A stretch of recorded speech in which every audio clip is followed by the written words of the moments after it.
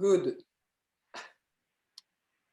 OK. Eh bien, c'est parti. Donc, partager l'écran. OK. Voilà. Eh bien, alors, bonjour Thierry, bonjour à toutes et à tous, hein. Je vais couper les micros pour tous. On est ravis de vous accueillir pour cette troisième conférence de printemps.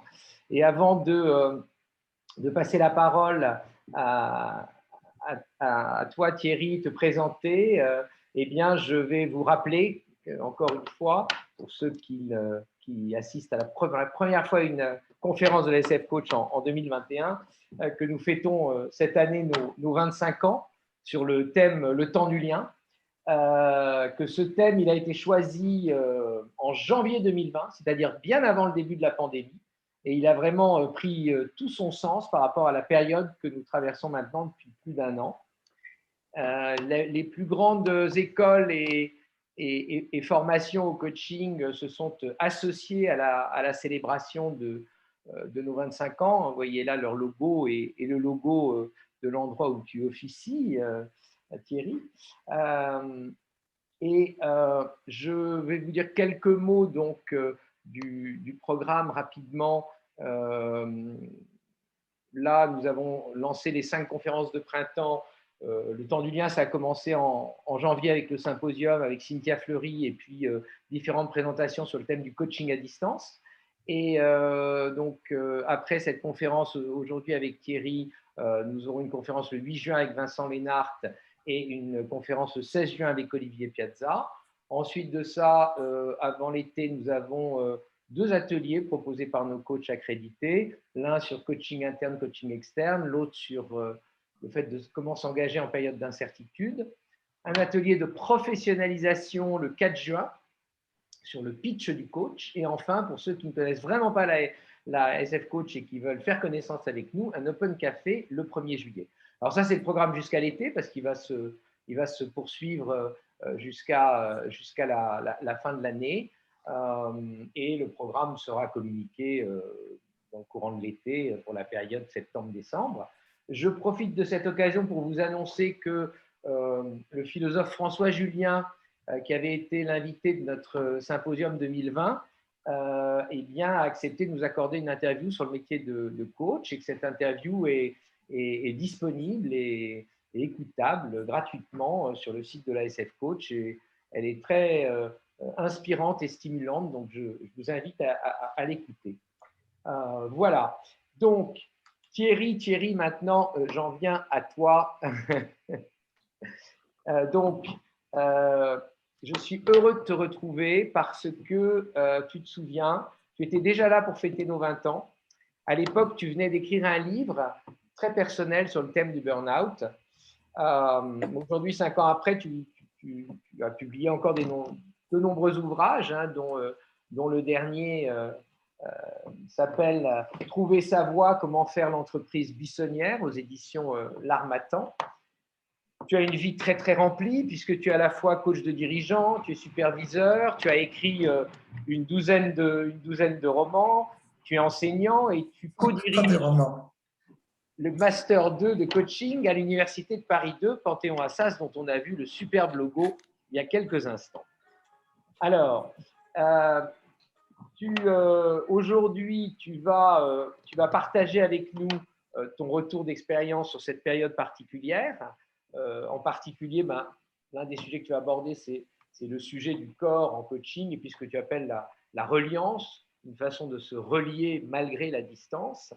Et donc, le format de cette conférence, c'est que tu vas nous présenter ta conférence. Au fur et à mesure, je vous invite à poser des questions dans le chat, hein, sur le côté. Vous savez comment on fait, hein, dans la partie converser. Et puis, à la fin, eh bien, on relancera, c'est moi qui relancerai sur les questions que vous aurez posées les uns les autres.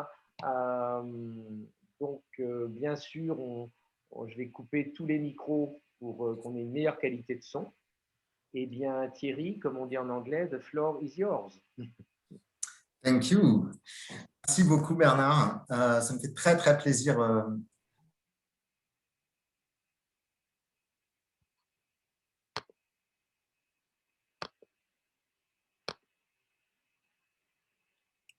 Il a aussi coupé votre micro. Oui, et c'est pas gentil de couper le micro du conférencier, Bernard. Là, Thierry, on n'entend plus Thierry, Ouais. Bernard. Une seconde, je vous ai remis. Alors, moi, je vous ai remis parce qu'il m'a donné que.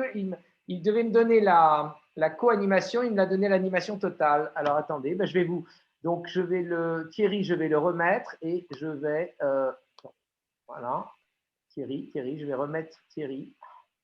Tac, tac, tac. Donc, je vais inviter. Annuler. Là, tchac, une seconde. Nommer. Attends, une seconde.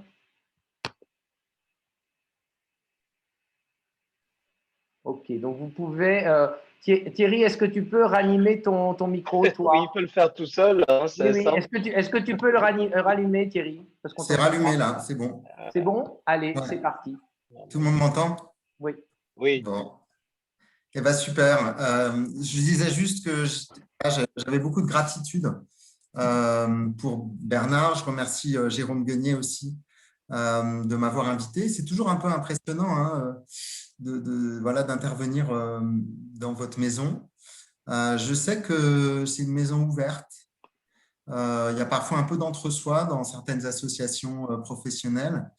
Et voilà, moi, je me sens toujours très, très bien. À chaque fois, c'est des bons moments de partage, de témoignage. C'est vrai que j'avais envie de vous dire doutez de tout et surtout de ce que je vais vous dire. Vous savez, c'est la phrase qu'on attribue à Bouddha. Vraiment, c'est un propos très singulier, très subjectif que je vais vous proposer et qui est un peu le fruit de, c'est vrai, Bernard l'a dit, de mon expérience de ces 12 mois de coaching confiné. Mais au-delà, je crois que ça nous permet aussi de poser la question de ce qui se joue dans l'interaction entre coach et coaché. Et c'est toujours un peu déconcertant d'intervenir dans un symposium virtuellement. Moi, ça me manque de ne pas vous voir, de ne pas vous sentir, on va en parler. Ça va être un défi. Moi, je pense que le défi qu'on peut se donner ce soir, c'est de vraiment se rencontrer, de passer un vrai moment ensemble et pas juste des cerveaux et des faces. Voilà. Je ne sais jamais où je dois regarder, donc j'espère que voilà, l'image sera bonne pour vous. Moi, j'ai effacé un peu tout l'écran et puis je me réjouis d'avoir vos questions, vos interventions. Je suis aussi là pour ça. Alors, moi, la question que je me suis posée par rapport à la soirée, c'est à quoi sert le coaching dans la relation à soi et à l'autre? Et la proposition que je vais vous faire, l'hypothèse que je vais vous faire, c'est qu'en fait, on est en train de passer d'un coaching de la relation à un coaching de la reliance. Je ne crois plus au coaching relationnel et je pense que c'est à la fois une très bonne et une très mauvaise nouvelle. Par contre, la reliance me semble être un thème d'actualité et sur lequel peu de choses encore ont été écrites en coaching, plus en développement spirituel et en développement personnel. Donc, 3 temps avant les échanges avec vous. Le premier, c'est est-ce qu'on peut faire l'économie du corps en coaching? Je sais que mes camarades sont intervenus précédemment, François, Alain, sur le silence, sur le temps. Donc, peut-être que ça fera écho à des choses qui ont déjà été dites dans ce symposium. Mais est-ce qu'on peut faire l'économie du corps? Est-ce que ça marche? Et si oui, à quelles conditions? À quel prix, quoi? Qu'est-ce qu'on gagne et qu'est-ce qu'on perd? Moi, je crois qu'il y a toujours quelque chose de cet ordre-là. Le deuxième temps que je vous propose, c'est de voir la question du contact et de la confiance en coaching. Finalement, qu'est-ce qui est viral dans la relation à l'autre? Puisqu'on a parlé de virus ces derniers temps, est-ce que le coach est un cas contact d'un virus de confiance ou d'autres choses. Et puis, on ira voir dans un troisième temps, est-ce que c'est possible de se relier à plus grand que soi? Ou est-ce que c'est juste une relation horizontale, on pourrait dire, qui se joue dans un coaching? Voilà. Alors, ce qu'on a tous vécu, il me semble, c'est une explosion de l'unité de temps et de l'unité de lieu. C'est-à-dire que désormais, sans avoir réussi le rêve de l'ubiquité, le coaching à distance s'est imposé. Moi, je n'y croyais pas une seconde. J'avais fait une conférence dans une organisation sœur de la vôtre le 9 février 2020 sur coaching et nouvelles technologies où je m'étais répandu, le 9 mars, où je m'étais répandu sur tout le mal que je pensais de l'usage des technologies en coaching. Et 8 jours après, j'étais scotché à mon écran pendant un an. Donc, voilà, ça m'apprendra à dire des généralités à partir de mon expérience. En fait, force est de constater que ça marche, ça fonctionne, mais on va voir que ça fonctionne au prix d'un oubli de soi. Et que ce qu'on va convoquer, c'est une partie de nous-mêmes. Donc, l'explosion de l'unité de temps, de l'unité de lieu que permettent les visioconférences, d'abord, ça a permis la continuation d'activité. Chez nos clients, on a vu que le coaching était waterproof, en fait. Moi, mon expérience avec des confrères en supervision, peut-être pour vous aussi, c'est que finalement, le coaching individuel a continué et que les séances s'accommodent assez bien de ces nouvelles technologies. C'est probablement plus fatigant. Moi, je trouve qu'il y a une fatigue cognitive extrêmement forte parce qu'on doit faire un effort pour aller voir les signaux faibles. Donc, la relation nécessite un effort là où les neurones miroirs font un peu leur travail quand on est en face à face en présentiel. Mais vous me direz, on avait déjà l'expérience de coaching par téléphone pour certains, donc voilà, probablement qu'on est waterproof. La deuxième chose, c'est que ça a rendu nos clients plus ponctuels. Donc la relation est plus forte. Moi, les coachings démarrent à l'heure, se terminent à l'heure. Il y a vraiment un outreach qui est beaucoup plus large. Quand on fait un séminaire, on attire à peu près 50% moins de personnes que quand on fait un webinar aujourd'hui. C'est-à-dire que nous, à Paris 2, on a fait l'expérience que les 4 lundis du coaching attiraient une vingtaine d'anciens et de tuteurs, et on est passé à peu près à 30 ou 40 depuis le confinement. Donc ça, c'est assez intéressant de voir que ce qu'on perd en intensité, on le gagne en agriculture extensive, si j'oserais. Et puis, on a appris à faire avec. Moi, je crois qu'on a fait avec, on ne fait jamais sans. Et donc, on a fait avec la fragilité, avec le silence. Poser des temps de silence permet de voir qu'on est 3, en fait. Il y a le coaché, il y a le coach et il y a l'inter-être entre les deux, qui est toujours présent. Qu'il y ait un ordinateur entre nous ou pas, il y a quelque chose de l'ordre de l'indicible dans une relation de coaching et que le silence va permettre de pondérer presque, de respecter. Voilà pour la bonne nouvelle. Après, la nouvelle peut-être un petit peu plus contrastée, c'est que moi j'ai l'impression que le temps est venu de sortir des télétravaux forcés. C'est-à-dire que ce n'est pas la même chose d'avoir un lien et un lieu subi et un lien et un lieu choisi. Que la rencontre avec l'autre est quand même beaucoup plus hasardeuse quand je me prive de son corps, quand je me prive de son contact, des 5 sens. On va y revenir tout à l'heure. C'est Jean-Guilhem Xéry, que vous connaissez peut-être, hein, qui, en partant des apophthegmes des pères du désert, a écrit un très joli livre sur l'intériorité et il parle des perturbateurs de l'intériorité. Et on voit bien que les smartphones, les mails qu'on a en fond d'écran perturbent notre présence à nous-mêmes et notre présence à l'autre. Moi, je vois tout de suite dans le regard des personnes avec qui je suis en coaching, en visio, le moment où ils basculent vers un mail, vers un message, voilà, ils ne sont plus vraiment là. Donc, on s'arrête, je leur demande s'ils veulent prendre une pause et puis on reprend. Après, très franchement, moi, 90% des personnes avec qui je travaille sont revenues en présentiel depuis longtemps. C'est-à-dire qu'on sent qu'il y avait vraiment un appel d'être et que même si je travaille à la maison, que je ne peux pas retourner au bureau, retourner voir mon coach, c'est vraiment une bouffée d'oxygène. Donc, peut-être que vous n'avez pas tous la même expérience. Du coup, une expérience dans laquelle on est projeté désormais, puisqu'on sent bien que ça va s'installer, la pratique d'un coaching avec une externalité technologique. Est-ce qu'on est devenu des monades, comme disait Leibniz? C'est-à-dire que est-ce qu'on est capable de se relier les uns aux autres, mais point à point, dans du pur transactionnel? Ben moi, je ne crois pas. Je crois qu'on est des êtres de relation. Et que, premièrement, le coaching, c'est toujours la question du rapport à, et pas tellement de la relation avec. Ce qu'on interroge en coaching, c'est toujours le rapport à. Ce n'est pas l'exercice du pouvoir, c'est mon rapport au pouvoir. Ce n'est pas la difficulté d'un conflit, c'est mon rapport au conflit. Et donc, ce changement de niveau, il suppose bien qu'on est sur des lunettes à double foyer. C'est-à-dire, il n'y a pas seulement WYSIWYG, comme on disait au début des systèmes d'exploitation. What you see is what you get. Il y a quelque chose de l'ordre de la profondeur de champ qui résiste à cette séquence de deux individus qui interagissent à distance.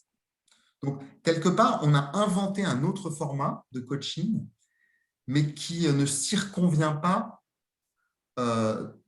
toute la relation entre un coach et un coaché. On sait bien que quand on coach quelqu'un, c'est un peu un monologue assisté. Ce n'est pas un dialogue, ce n'est pas une conversation. C'est l'autre qui nous parle et qui se parle à lui-même. Et nous faisons caisse de résonance et lui renvoyons la façon dont ça s'imprime en nous. Donc, je ne crois pas qu'on puisse résumer un coaching à un échange d'informations qui est bien la finalité des nouvelles technologies. C'est prendre le risque d'être déçu ou d'être surpris, la relation de coaching. Et c'est probablement un des rares moments qu'ont les managers en entreprise pour prendre ce risque-là. C'est sans filet. Et qu'à partir du moment où je suis confortablement installé derrière mon écran à domicile, comme on dit en football, ça va être plus difficile de prendre le risque de m'exposer, de prendre le risque de me livrer.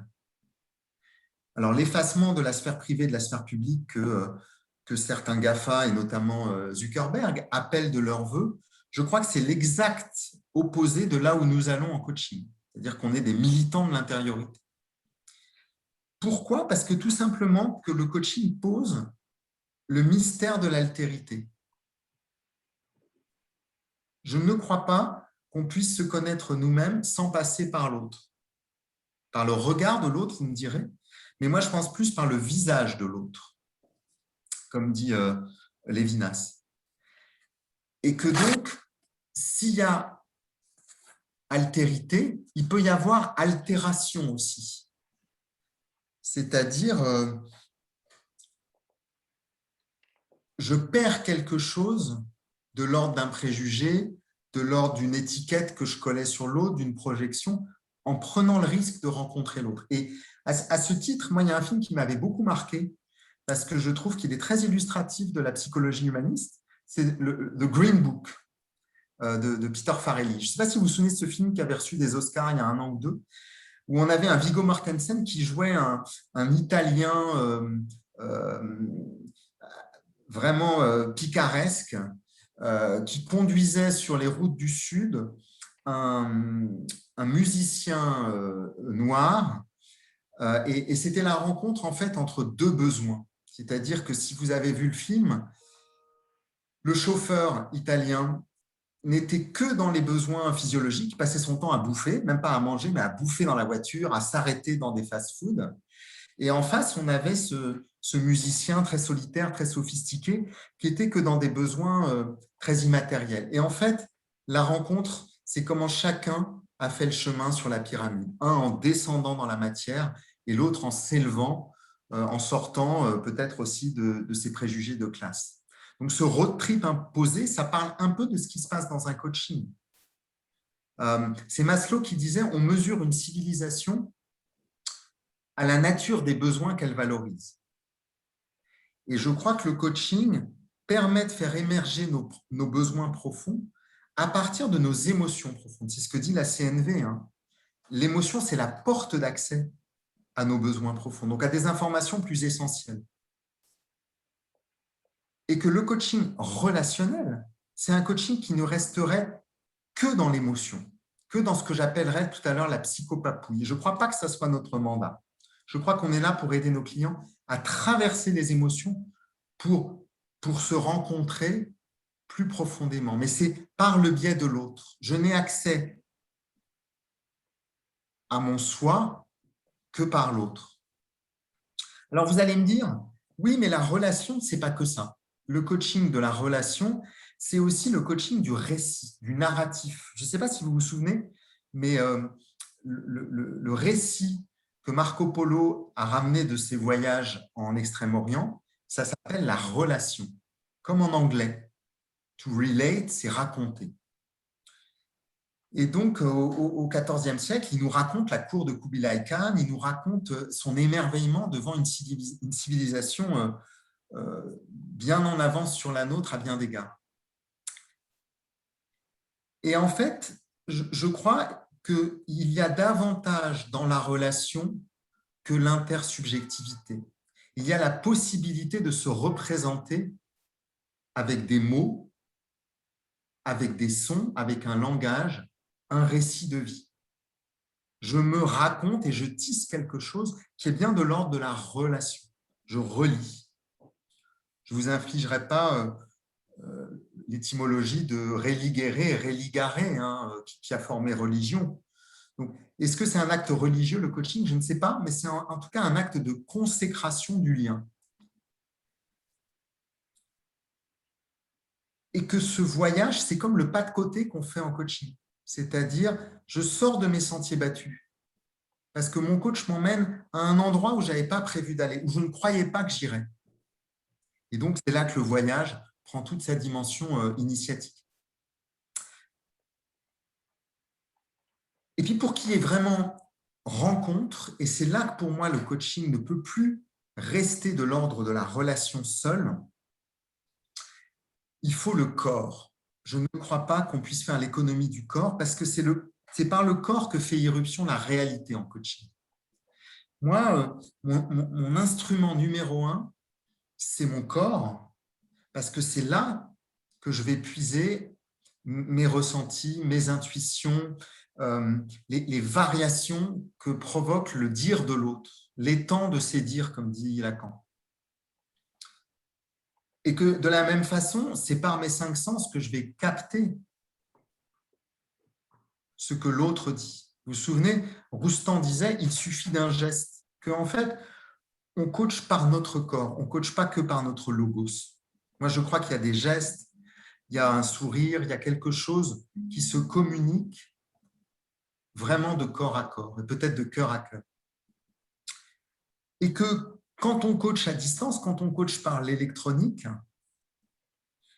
on est face à des hommes troncs ou des femmes troncs. C'est-à-dire que moi, j'ai face à moi des faces. Je n'ai pas face à moi des visages. Vous savez, comme sur la sphinge, le visage de la femme. C'est-à-dire un être en plusieurs dimensions. Alors que devant un écran, déjà, il y a quelque chose qui fait écran entre l'autre et moi, qui est cet appareil technologique. Donc, cette illusion de présence physique qui est très satisfaisante sur un plan d'efficacité, mais qui, en fait, fabrique un artefact, fabrique de la représentation.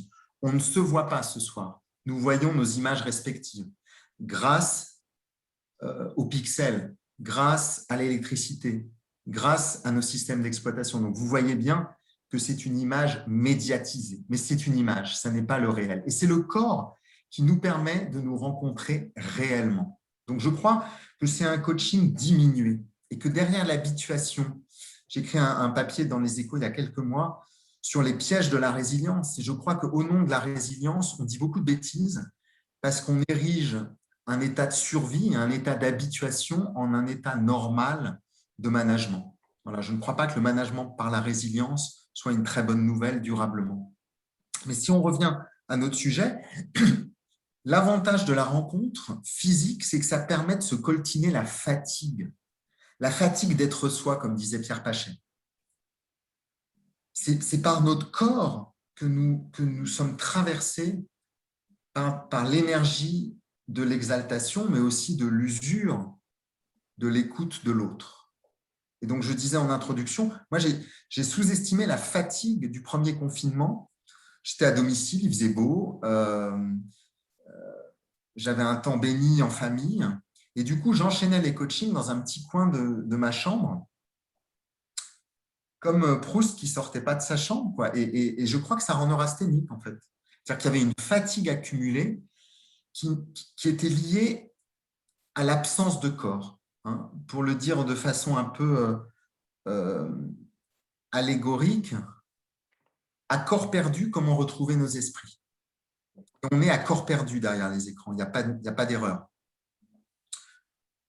Or, c'est intéressant de se coltiner aussi la fatigue de l'autre. Il y a des choses que je ne repère pas à travers l'écran parce que l'image, elle est différente, elle est embellie, elle est modifiée, surtout, elle est en 2 dimensions, donc elle est écrasée. Donc, je ne rencontre pas vraiment l'autre si je fais l'économie de son corps. Et puis, dernier élément, je crois surtout que la technologie, elle nous met en coaching dans l'illusion du 100% cognitif et du 100% comportemental. J'ai rien contre les TCC, surtout quand elles mènent à des espaces un peu immatériels, comme le process work, comme le clean language, comme un certain nombre d'approches dérivées de la PNL notamment. Mais je crois qu'il y a quelque chose qui ne peut pas être capté par la talking cure, c'est-à-dire qui échappe aux mots, qui est vraiment de l'ordre du mystère dont je parlais tout à l'heure. C'est-à-dire, moi, je vais vous faire une confidence, je ne googlise jamais les dirigeants que je rencontre pour la première fois en coaching. Jamais. Pour ne pas me priver de la stupéfaction de voir arriver un être humain dans son entièreté. Et on sait qu'on peut raconter beaucoup de choses sur les réseaux sociaux qui sont fantasmatiques ou, à contrario, qui reflètent des zones d'ombre qu'on n'a pas forcément envie de mettre en évidence dans notre expérience. Vous avez des clients, la seule chose qu'il y a sur Internet à leur sujet, c'est des diffamations par des syndicats ou par la presse. Donc, ce n'est pas une vérité ni embellie ni aggravée. Et je vous encourage à expérimenter l'économie de toute information avant de rencontrer l'autre et de se donner la possibilité d'une relation virginale.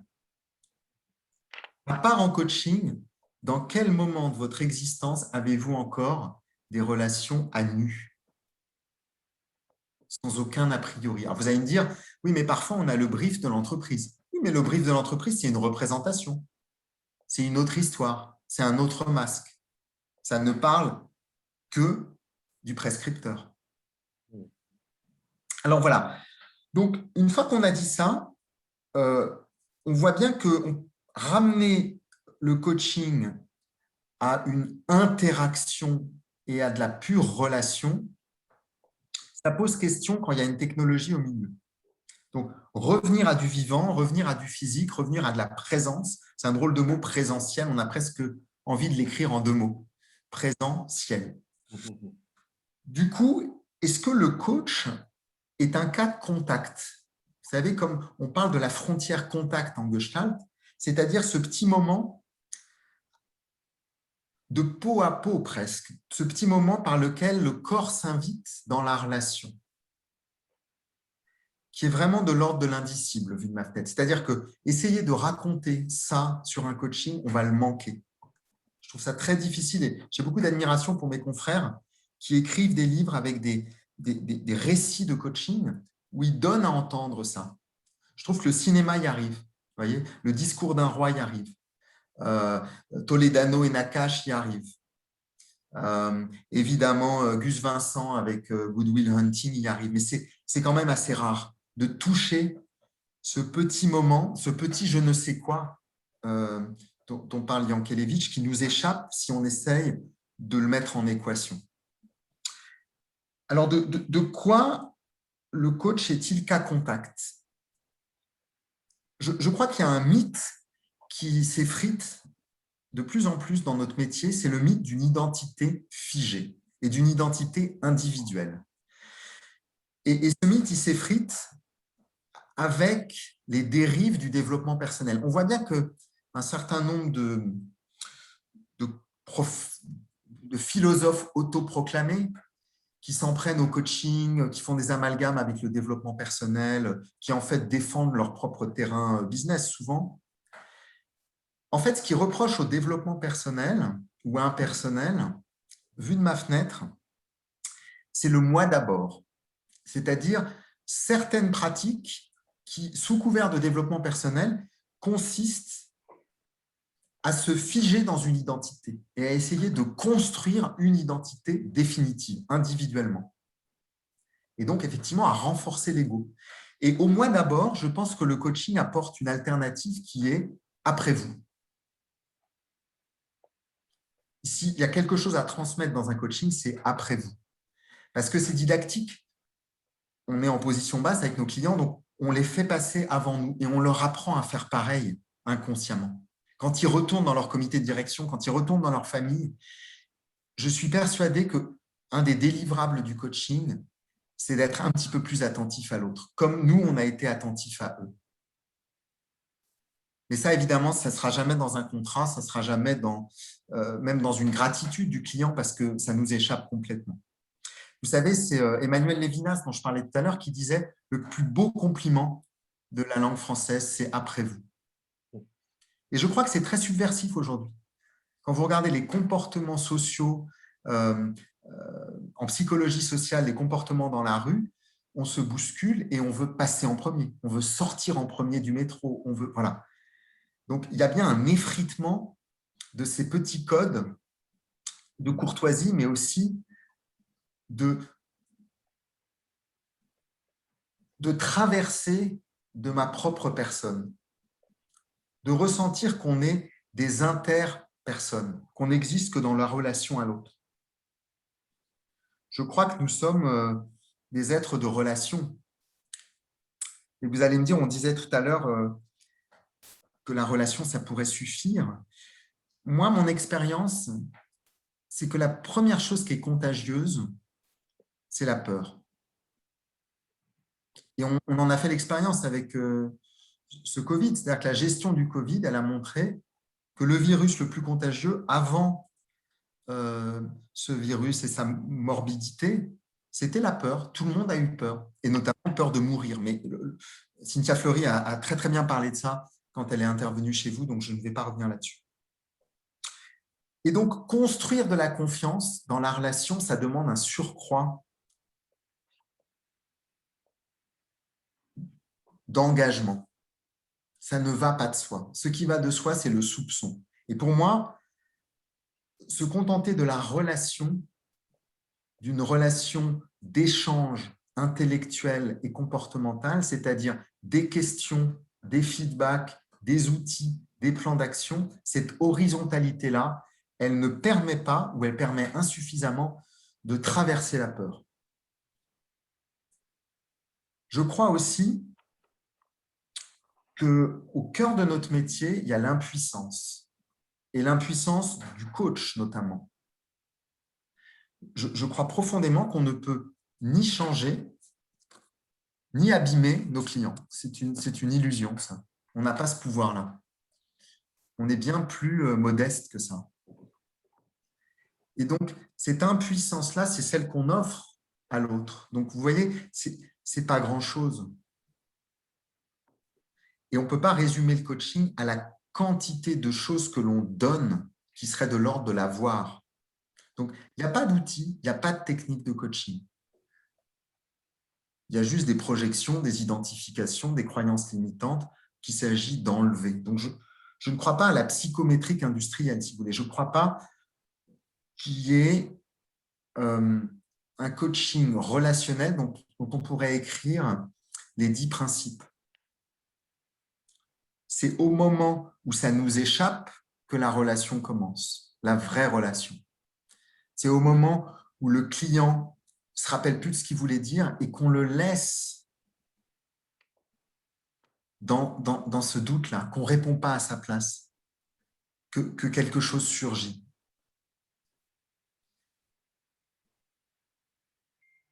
Et donc, cette humilité radicale, elle prouve bien que quand on se rencontre, c'est toujours un petit miracle. Ça ne va pas de soi.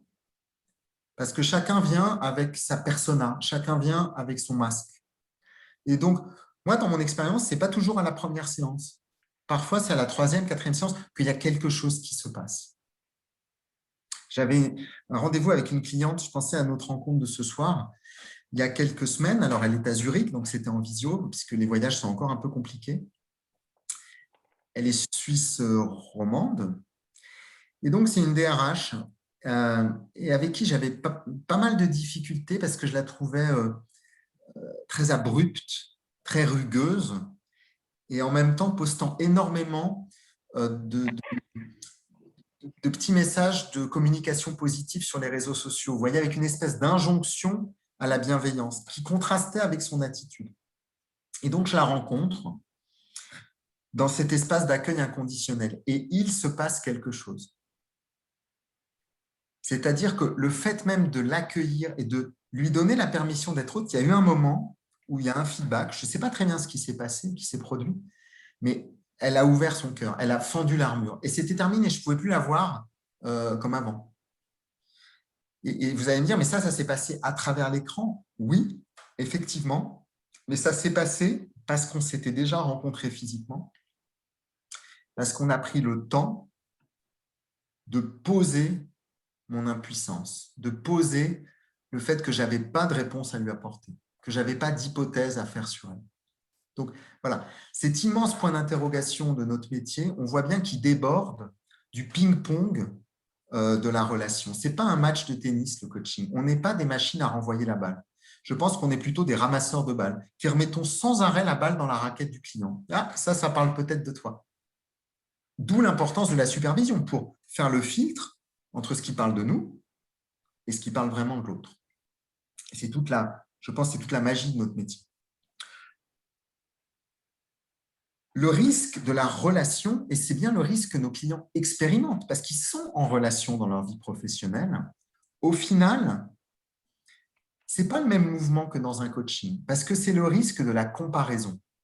Et on sait bien que s'il y a une chose qui est périlleuse pour travailler sur soi, c'est de se comparer.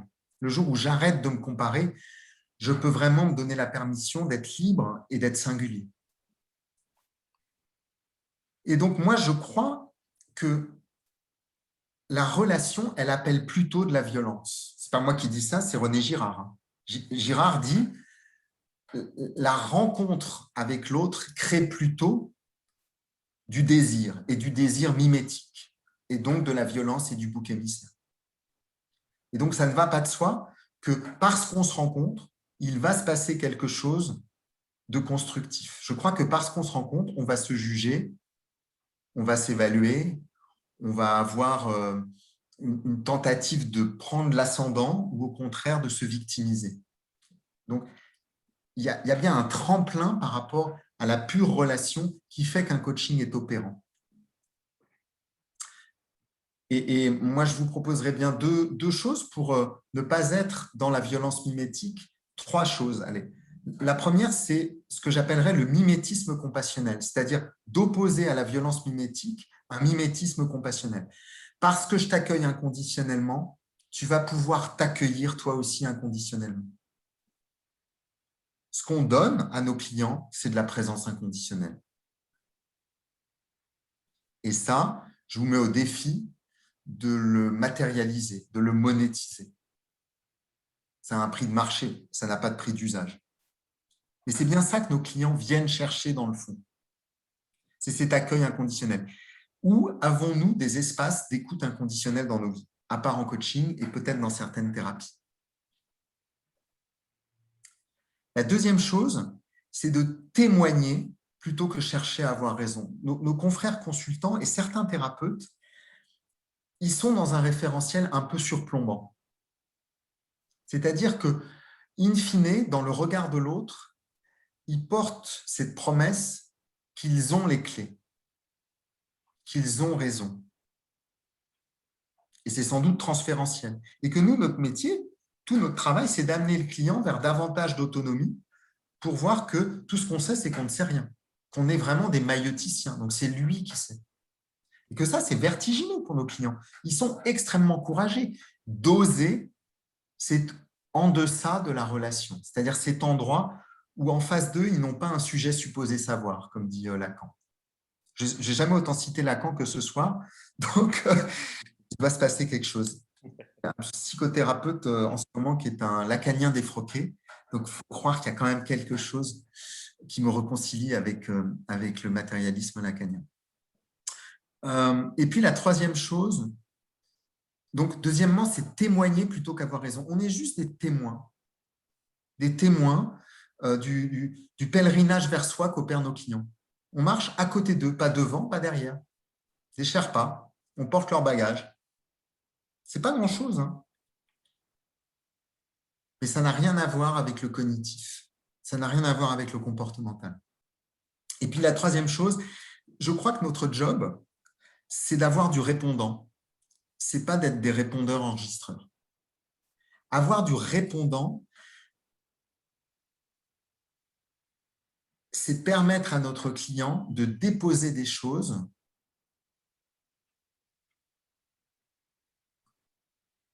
sur lesquelles il va être compris. Compris, c'est-à-dire enlacé. On fait des hugs en entreprise, en fait. C'est ça qu'on fait.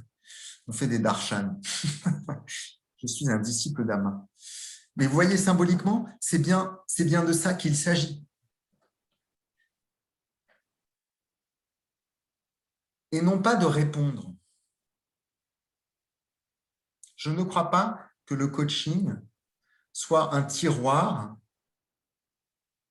relationnel, de réponse relationnelle, dans la commode du conseil.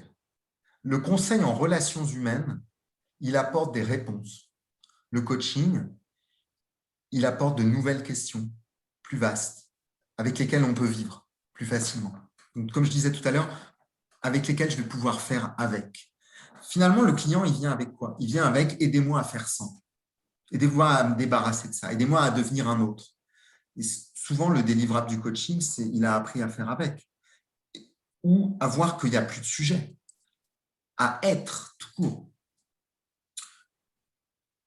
Au passage, avoir du répondant, c'est le référentiel de la responsabilité. Être responsable, c'est répondre de mes actes, mais devant une instance autre. Pourquoi le coaching relationnel est impossible? Parce qu'il reste prisonnier d'une horizontalité. C'est quoi l'horizontalité aujourd'hui? C'est trois choses. C'est les réseaux sociaux, c'est le temps. Le temps, c'est vraiment symboliquement, dans toutes les représentations traditionnelles, le passé, le présent, l'avenir, on le représente comme une ligne horizontale, ça ne vous a pas échappé. Et puis, c'est le territoire. Je parlais d'agriculture extensive en coaching. Ce n'est pas tellement la taille du territoire de notre client qui importe, c'est la profondeur de champ. C'est cette caisse de résonance. Vous voyez, on résonne comme un tambour quand on coach. On ne résonne pas comme Descartes avec la tête. Ça ne sert à rien, ça.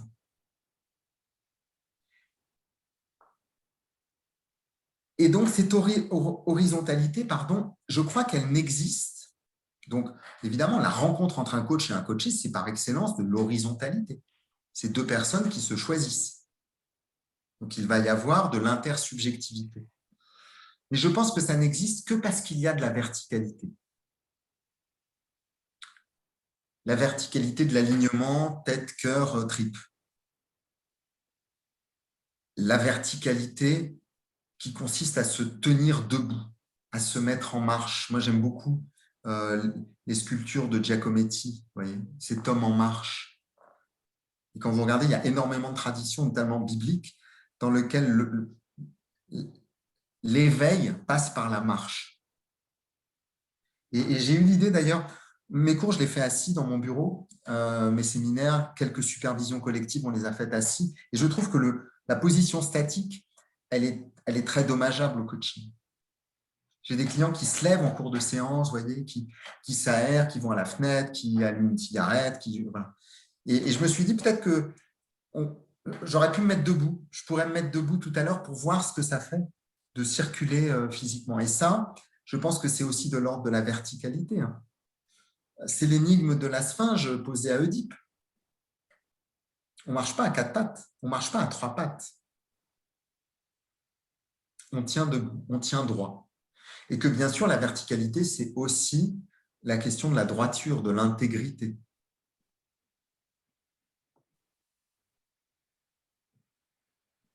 De la complétude de notre client. On ne peut pas coacher quelqu'un uniquement sur sa prise de parole en public ou uniquement sur son accession à un poste. On le coach tout court. Donc, on le coach avec qui il est, avec ses ombres, avec ses peurs, avec ses regrets.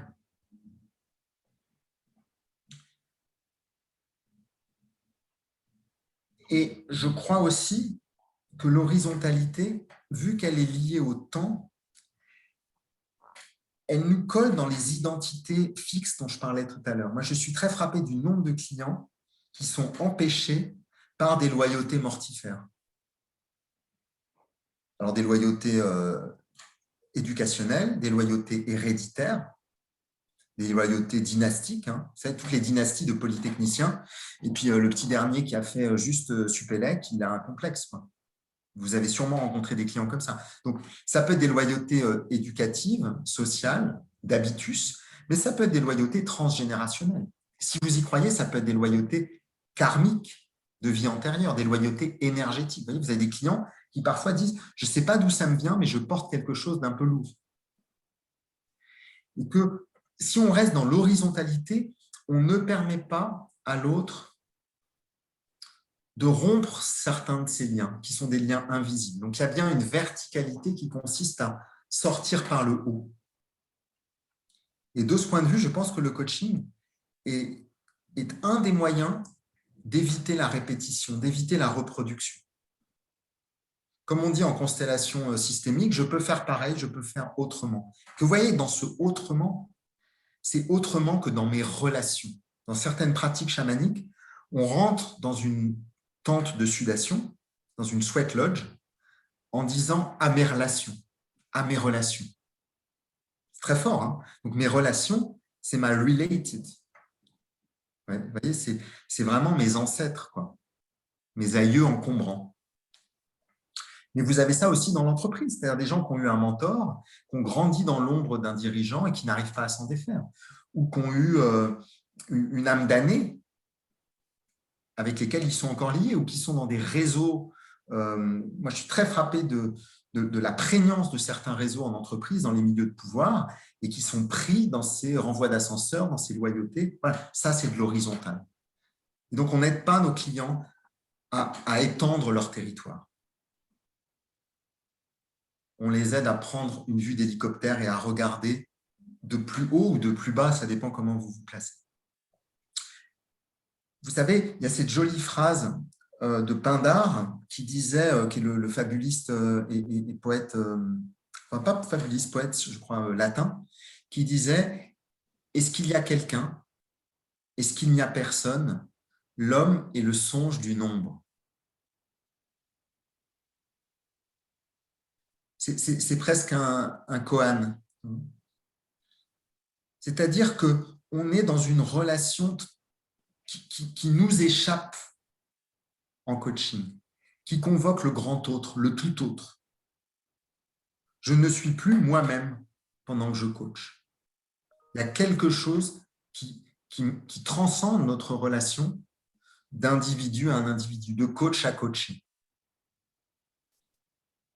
Et en fait, c'est ce que François Roustan appelle, à propos de Socrate, la transe.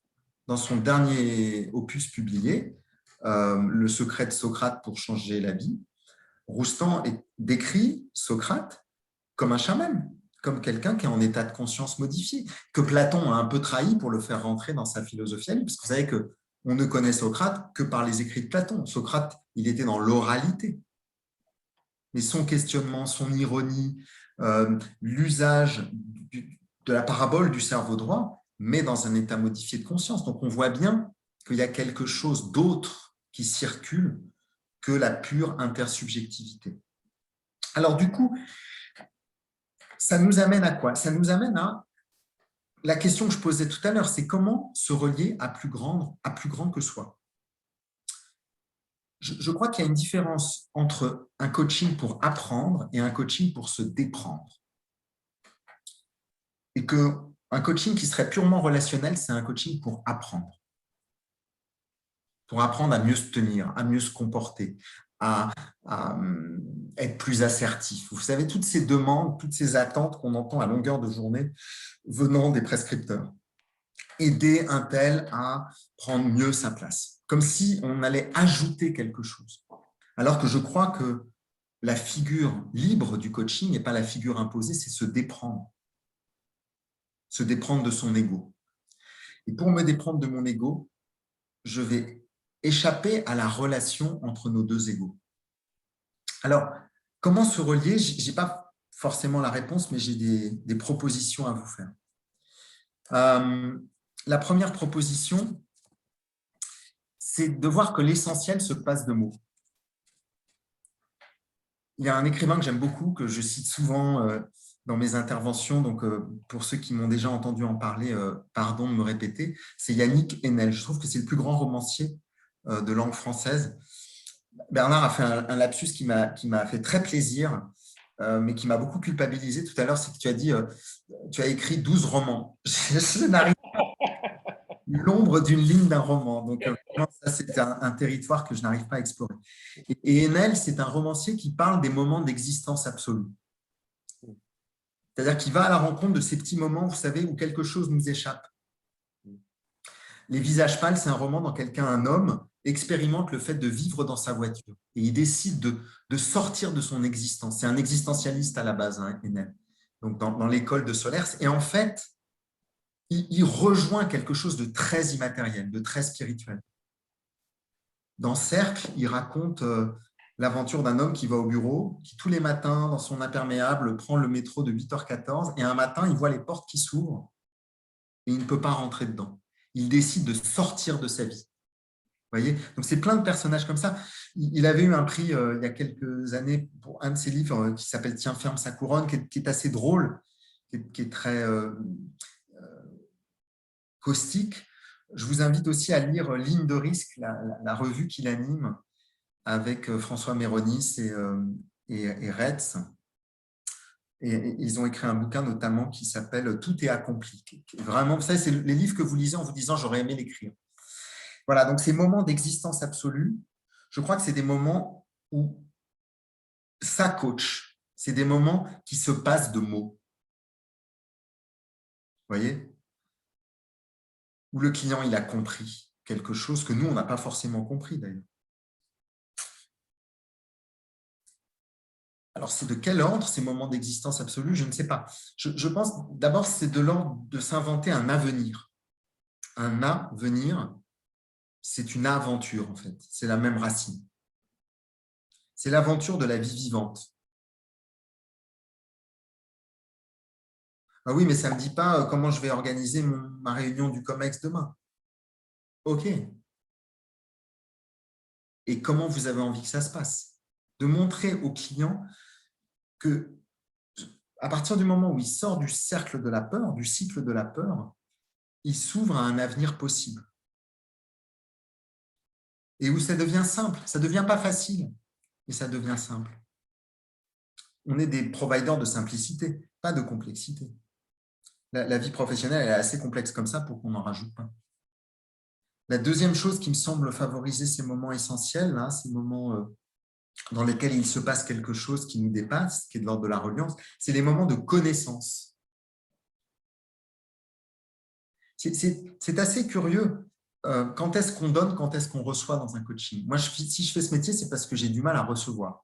J'ai la pathologie du Saint-Bernard et quelques-uns d'entre vous, certainement. C'est beaucoup plus difficile pour nous, coachs, de recevoir que de donner. C'est pour ça qu'on fait ce métier.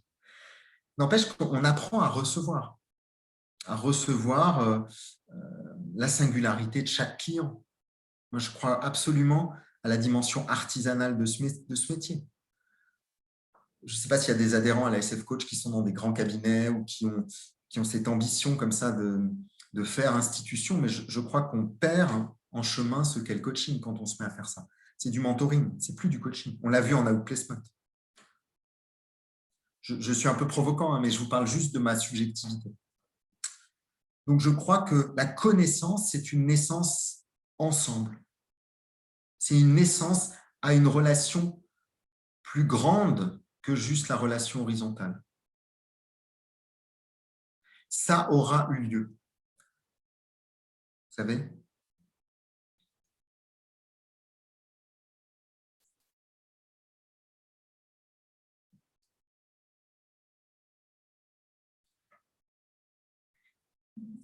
Et puis, la troisième chose, mais je ne veux pas empiéter sur une conférence, je crois que c'est Vincent qui va parler en juin de la société du risque et de l'incertitude, où ça a déjà été évoqué. Je crois qu'on est sorti de la société du risque et que c'est bien ça que se coltinent les clients en entreprise aujourd'hui. C'est que ça ne marche pas de mettre en équation le risque. On a essayé de gérer cette pandémie comme on gère un risque et on voit bien qu'il y a quelque chose de l'ordre de l'aléa.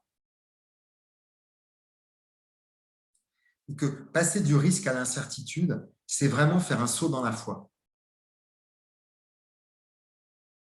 Et que je pense qu'on est un peu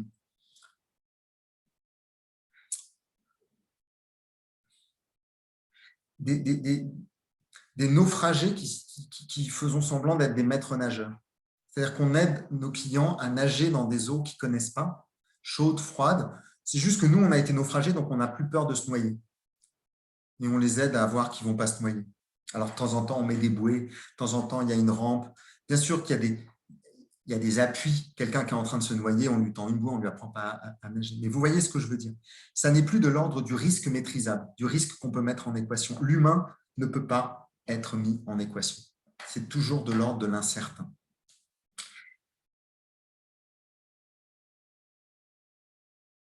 Et donc, on pourrait dire que la relation, si relation il y a en coaching, c'est la relation du coaché avec son maître intérieur, avec son coach intérieur, si vous préférez. Il y a un déclic, il y a un petit moment dans lequel il est devenu lui-même son meilleur allié. Vous voyez ce matin une cliente. Je vais vous raconter 2 anecdotes à son sujet. La première, c'est il y a 5-6 ans. Elle est venue me voir parce qu'elle avait un poste de dirigeante dans une grande entreprise publique et elle a eu l'opportunité de devenir présidente d'une entreprise dans un autre secteur, une entreprise familiale. Et elle était persuadée de ne pas être légitime parce que ce n'était pas le même métier, parce que c'est la première fois qu'elle se retrouvait présidente. Et le coaching, elle me disait ce matin, mais vous m'avez aidé simplement à me rendre compte que j'étais capable. Vous voyez ?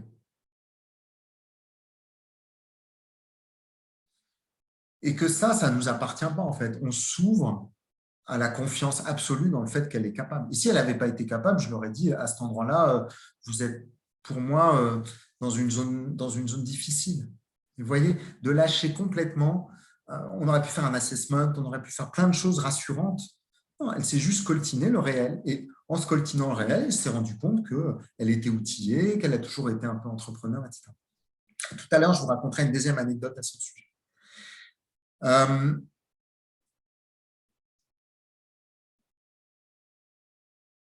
Ça veut dire que s'il y a ce déclic, il y a aussi une ascèse.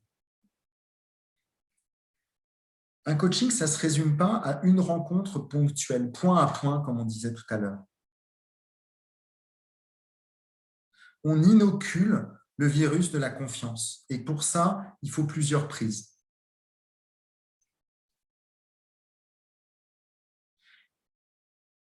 Et s'il y a quelque chose qu'on transmet à nos clients, je crois, c'est le fait de faire confiance à ce qui nous dépasse, au tout autre dont je parlais tout à l'heure. Alors, on peut l'appeler comme on veut. Hein. Pour certains, c'est la présence.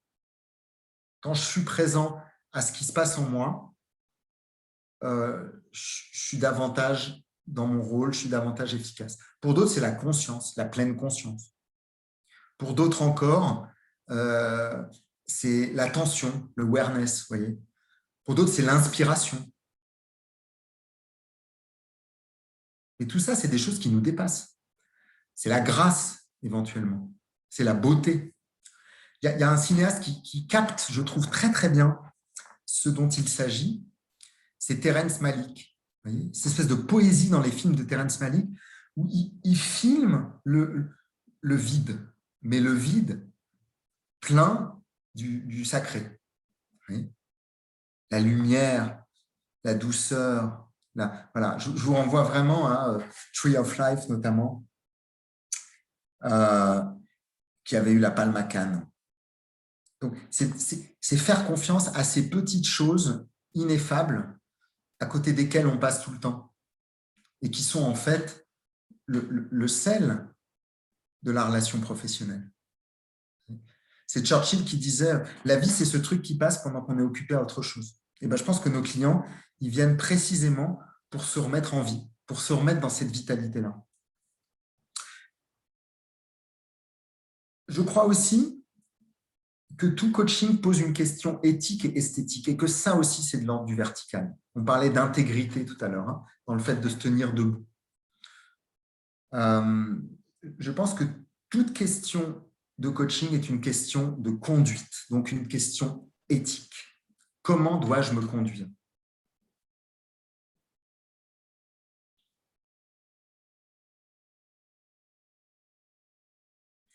Et je crois que on n'est pas des instances morales,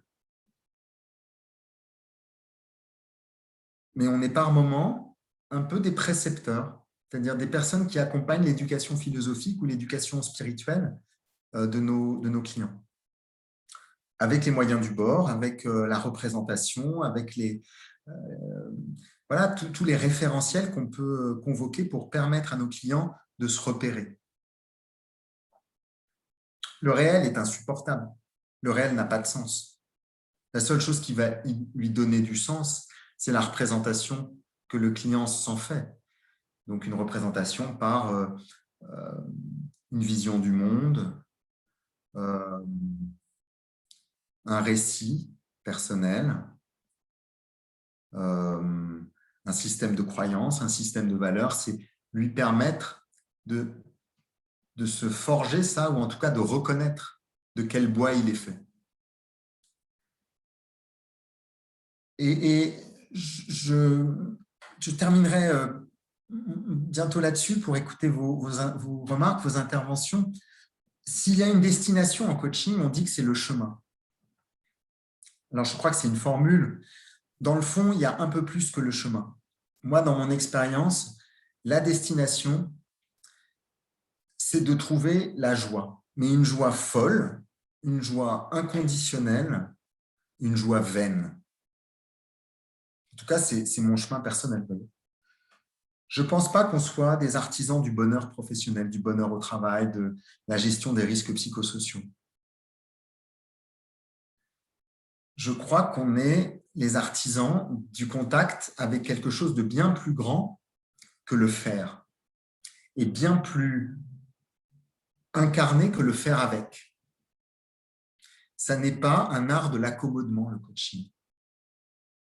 Ça n'est pas une habituation à un mode de vie dégradé. C'est ni faire sans, ni faire avec. C'est être relié.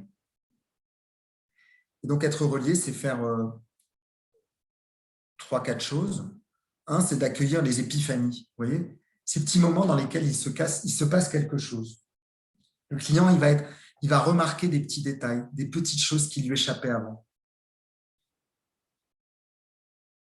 c'est les synchronicités. Tiens, au moment où je pense à telle personne, elle m'appelle. Et que ça nous met en joie, qu'on le veuille ou non. Ça nous fait contacter notre enfant intérieur. J'ai beaucoup parlé d'enfant intérieur dans des interventions, dans des bouquins précédents.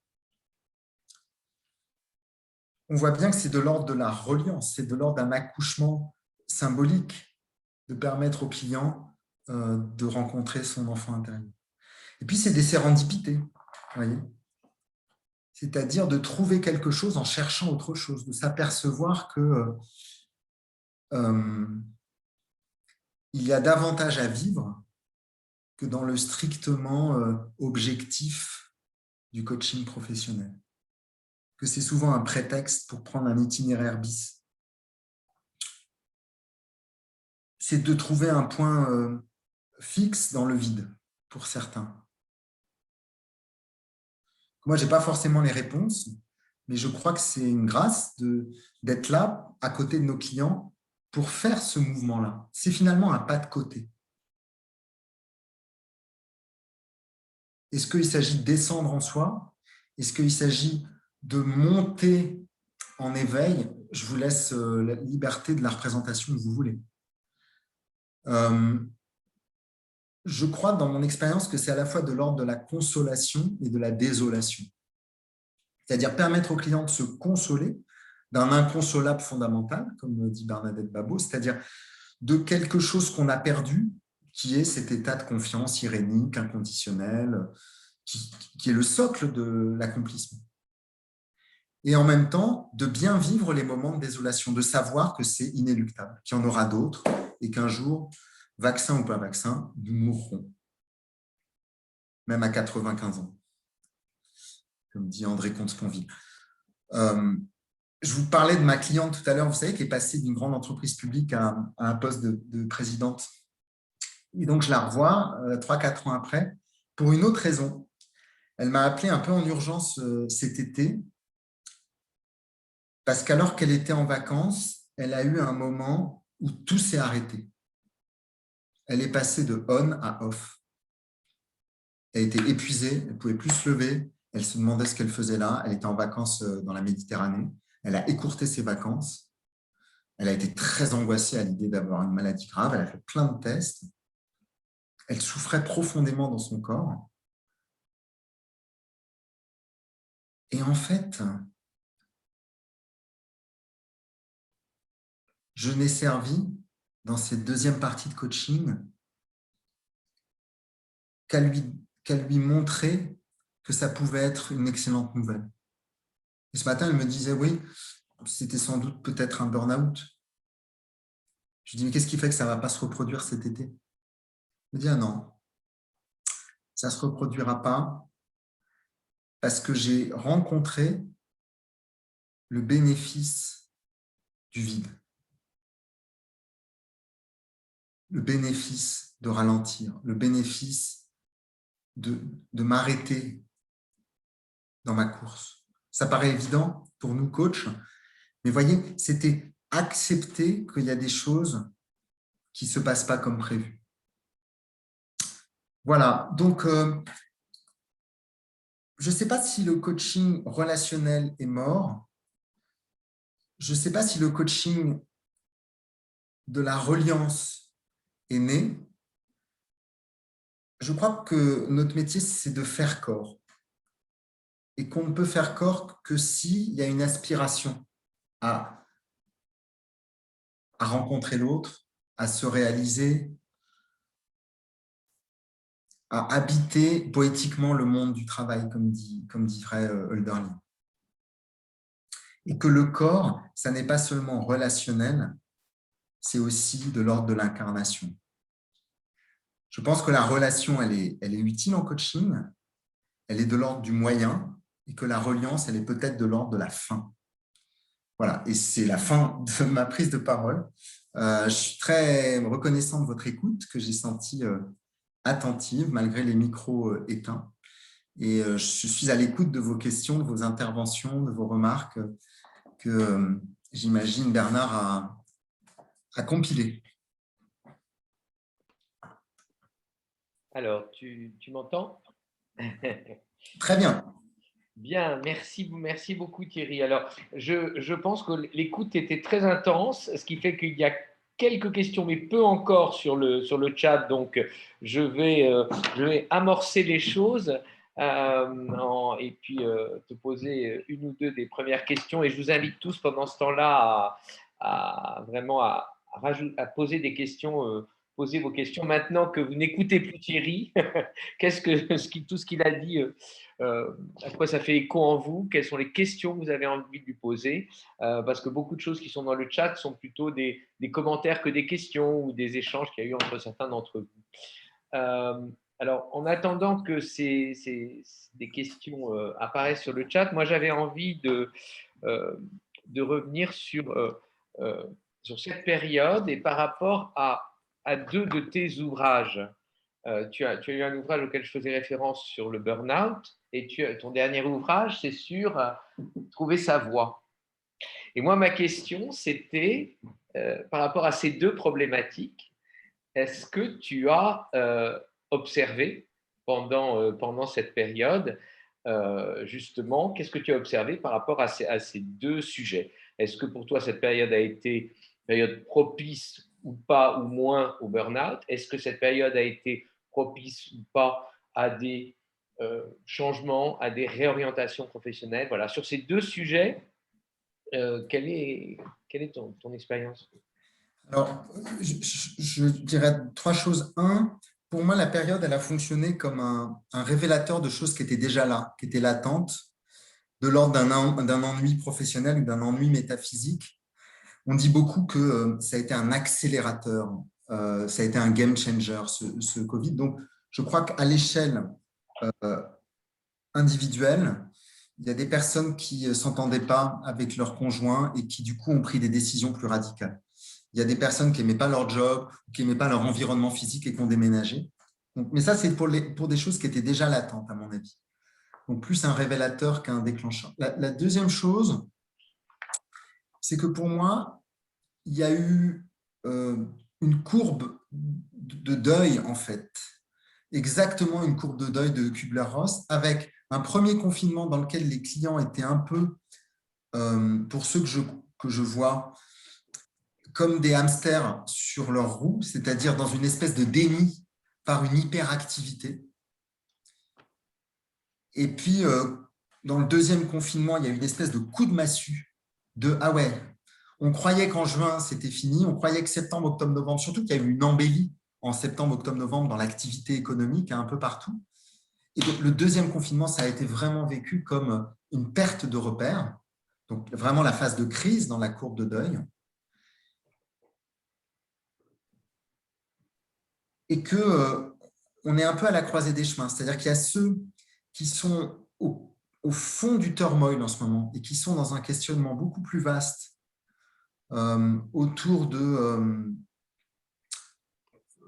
prendre soin des personnes, des nouvelles recrues qu'on n'a pas pu accueillir physiquement. Ça, moi, j'entends beaucoup ça.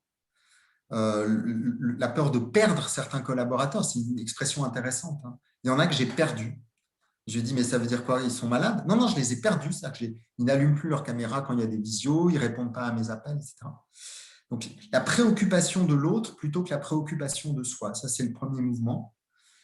Et puis, il y en a d'autres, au contraire, qui sont dans revenons vite au new normal. Parce que le new normal, c'est un oxymore pour dire faisons comme avant. Et ça, il y en a, c'est-à-dire qu'ils sont dans heureusement que le business est reparti en Chine, heureusement qu'on est résilient grâce au digital, et qui, à mon avis, ne vivent pas complètement l'expérience de la chute. Et je vais faire le lien avec le burn-out. Moi, dans mon expérience, un burn-out, aussi douloureux soit-il, c'est une occasion de grandir, c'est une occasion de lâcher un certain nombre d'identifications, de névroses, d'addictions. Donc, comme dit ma femme, ce qui ne nous tue pas nous fait très mal. Ça nous rend plus forts. Mais que c'est en passant par cette étape où on lâche tout, qu'on peut se rencontrer autrement. Et donc, cette mise à nu, je pense, pour te répondre rapidement, je pense qu'au final, le coaching, le Covid a décapé un certain nombre de choses. Donc, a mis à nu nos failles, a mis à nu nos aspirations et a mis à nu aussi nos névroses. Merci. Alors, il y a plusieurs questions. Je commence. Alors, il y a une première question qui, une des personnes en t'écoutant dit ça me confirme dans l'idée que les plateformes qui vendent des coachings courts ne vendent pas du coaching. Malheureusement, j'ai le sentiment que le business va être tiré par ces pratiques industrielles. Comment résister? Je crois que le marché il va se fragmenter. J'ai la même peur que cette personne. Je ne sais pas qui a posé la question. On peut, je pense que c'est pas du tout. C'est Jean-Yves. Jean-Yves. Écoute, Jean-Yves, moi, je pense que j'ai la même observation que toi. Je pense qu'il y a des pratiques de dumping. Je pense qu'il y a des coachings soi-disant tout électroniques qui sont vendus moins cher, alors que dans mon expérience, c'est plus fatigant. Et comme je le disais en début d'intervention, c'est plutôt difficile de se relier à l'autre. Donc, c'est une hérésie. Maintenant, je pense que ça ne sera pas les mêmes métiers. C'est-à-dire que ce qui va apparaître, c'est des formes de mentoring un peu standardisées. Et puis, un travail artisanal qui, lui, échappera toujours aux fourches codines, des achats, des référencements, de tous ces trucs qui sont à la fois des bonnes nouvelles, parce que ça permet quand même bien sûr, de formaliser notre profession, mais qui sont terriblement standardisantes. Dernier point, moi, j'ai aussi l'impression que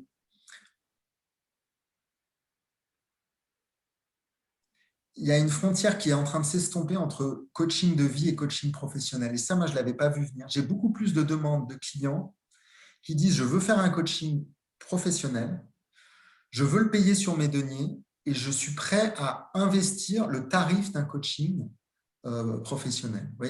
Et ça, pour moi, ça n'était pas le cas avant le Covid parce que il y a une espèce de fatigue de la posture victimaire, de fatigue de la posture où je souffre, donc je me fais coacher. Non, je me pose des questions fondamentales, donc je vais être accompagné sur ces questions. Et alors, par contre, je ne sais pas si tu as la même expérience que moi, mais les temps de décision sont beaucoup plus longs. C'est-à-dire que les temps de décantation, de déclenchement des coachings sont beaucoup plus longs, mais je ne suis pas sûr que la banalisation, la baisse des honoraires vont être là durablement. Je ne crois pas. Il y aura de la place pour plein de formes de coaching. Alors, pour revenir sur une des choses que tu citais, moi j'ai observé la même chose que toi, c'est-à-dire le fait que 90% des clients, dès qu'ils ont pu revenir, ils sont revenus, et alors même qu'ils n'ont plus le droit d'aller au travail, ils viennent chez le coach. Ça c'est merveilleux. Alors, il y a une autre question justement par rapport au corps, qui est la suivante, question de Pirouz. Comment très concrètement conseillerais-tu de faire pour s'entraîner à se connecter à notre corps, à ce que tu appelles cette transe, pour mieux accompagner nos clients?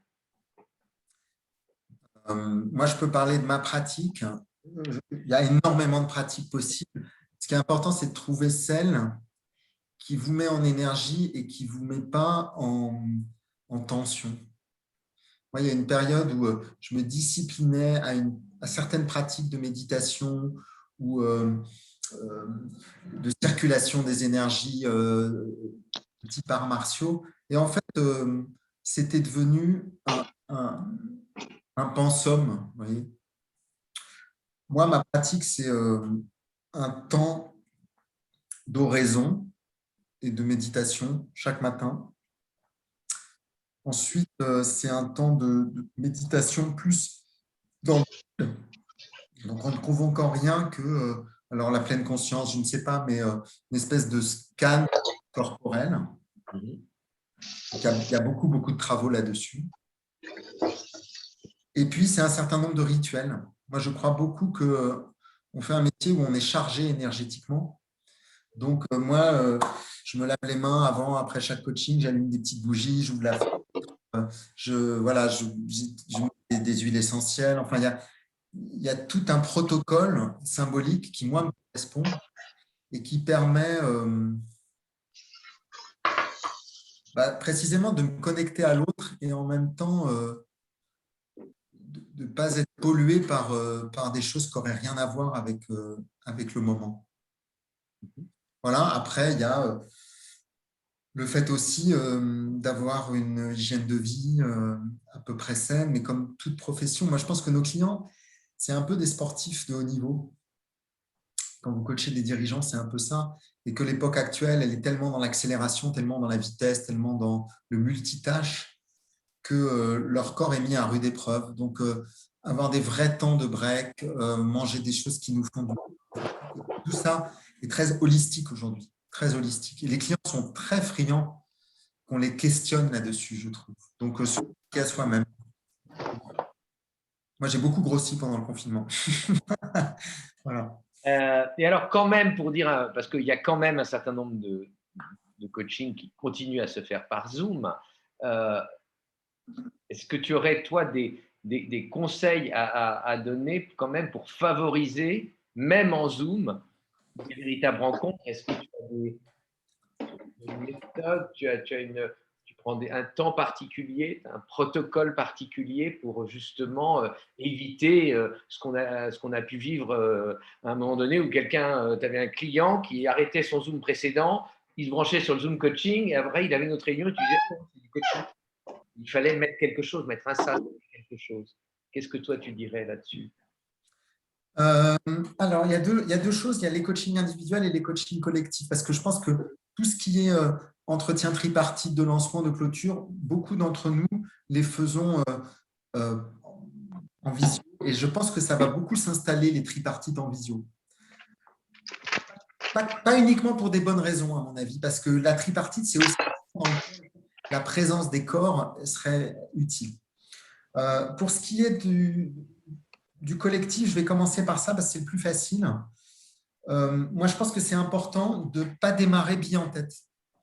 C'est-à-dire toujours de démarrer par un petit temps d'intériorisation, de visualisation, de relaxation, de respiration, pour commencer à s'accueillir physiquement, à faire un réceptacle, à sécuriser le cadre au passage. Moi, dans mes groupes de supervision en visio, on fait ça. Dans les séminaires que je fais à Paris, on fait ça. Ce soir, j'avais prévu de le faire et puis on a démarré. Voilà, je ne l'ai pas fait. Mais moi, je vous encourage à convoquer le silence. Et comme dans un vrai séminaire. Hein. La deuxième chose, c'est d'utiliser des icebreakers visuels, donc de partager l'écran. Ce qu'a fait Bernard tout à l'heure. Tout de suite, de démarrer avec une petite vidéo, un visuel. Moi, j'ai animé un webinar dans l'industrie pharma en mai dernier. Ils étaient une quarantaine. J'ai découvert que c'était un vrai métier. J'avais un support, j'avais ma consoeur qui introduisait le séminaire. Et puis, il y avait un support technique qui organisait les salles de sous-commission, a fait un espèce de petit ping-pong très ludique où chacun dessinait virtuellement sur son écran. Enfin, il y en a parmi vous qui connaissent ça. Moi, je ne connais pas du tout, mais j'ai trouvé ça très efficace, très sympa. Donc, d'utiliser comme ça des icebreakers. Et puis, la troisième chose, c'est de faire ce que je n'ai pas fait ce soir, c'est-à-dire de faire des pauses régulières pour faire circuler la parole, d'obliger les caméras allumées, d'obliger, j'insiste sur l'obligation, et de laisser les micros allumés, de faire vraiment confiance à la concentration des uns et des autres.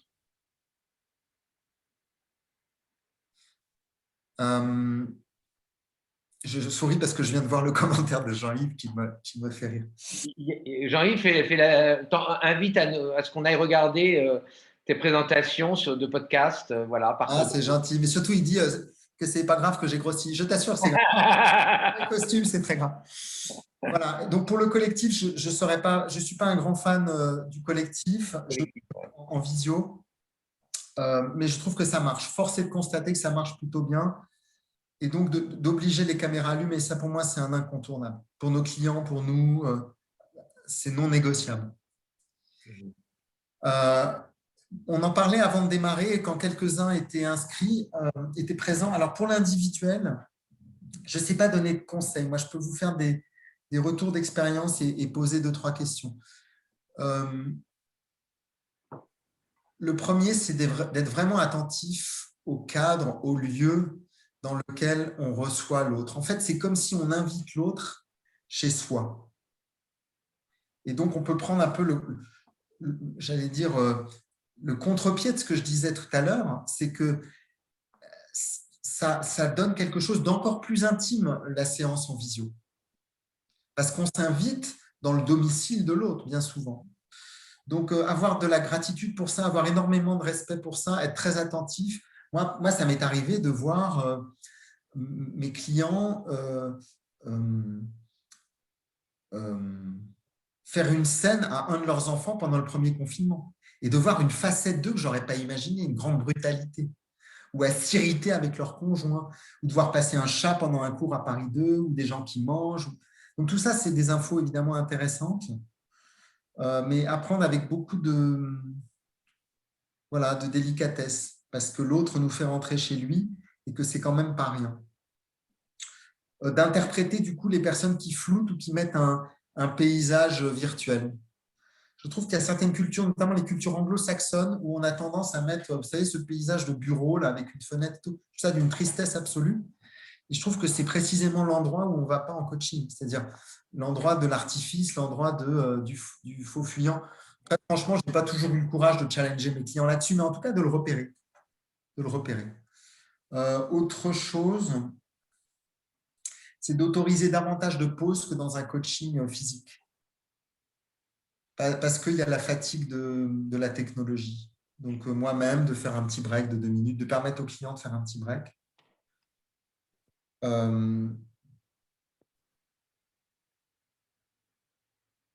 Si je devais dire un troisième point que j'ai beaucoup remarqué, mais je n'ai pas la solution, c'est qu'en fait, quand on est en coaching en visio, on ne se regarde pas dans les yeux.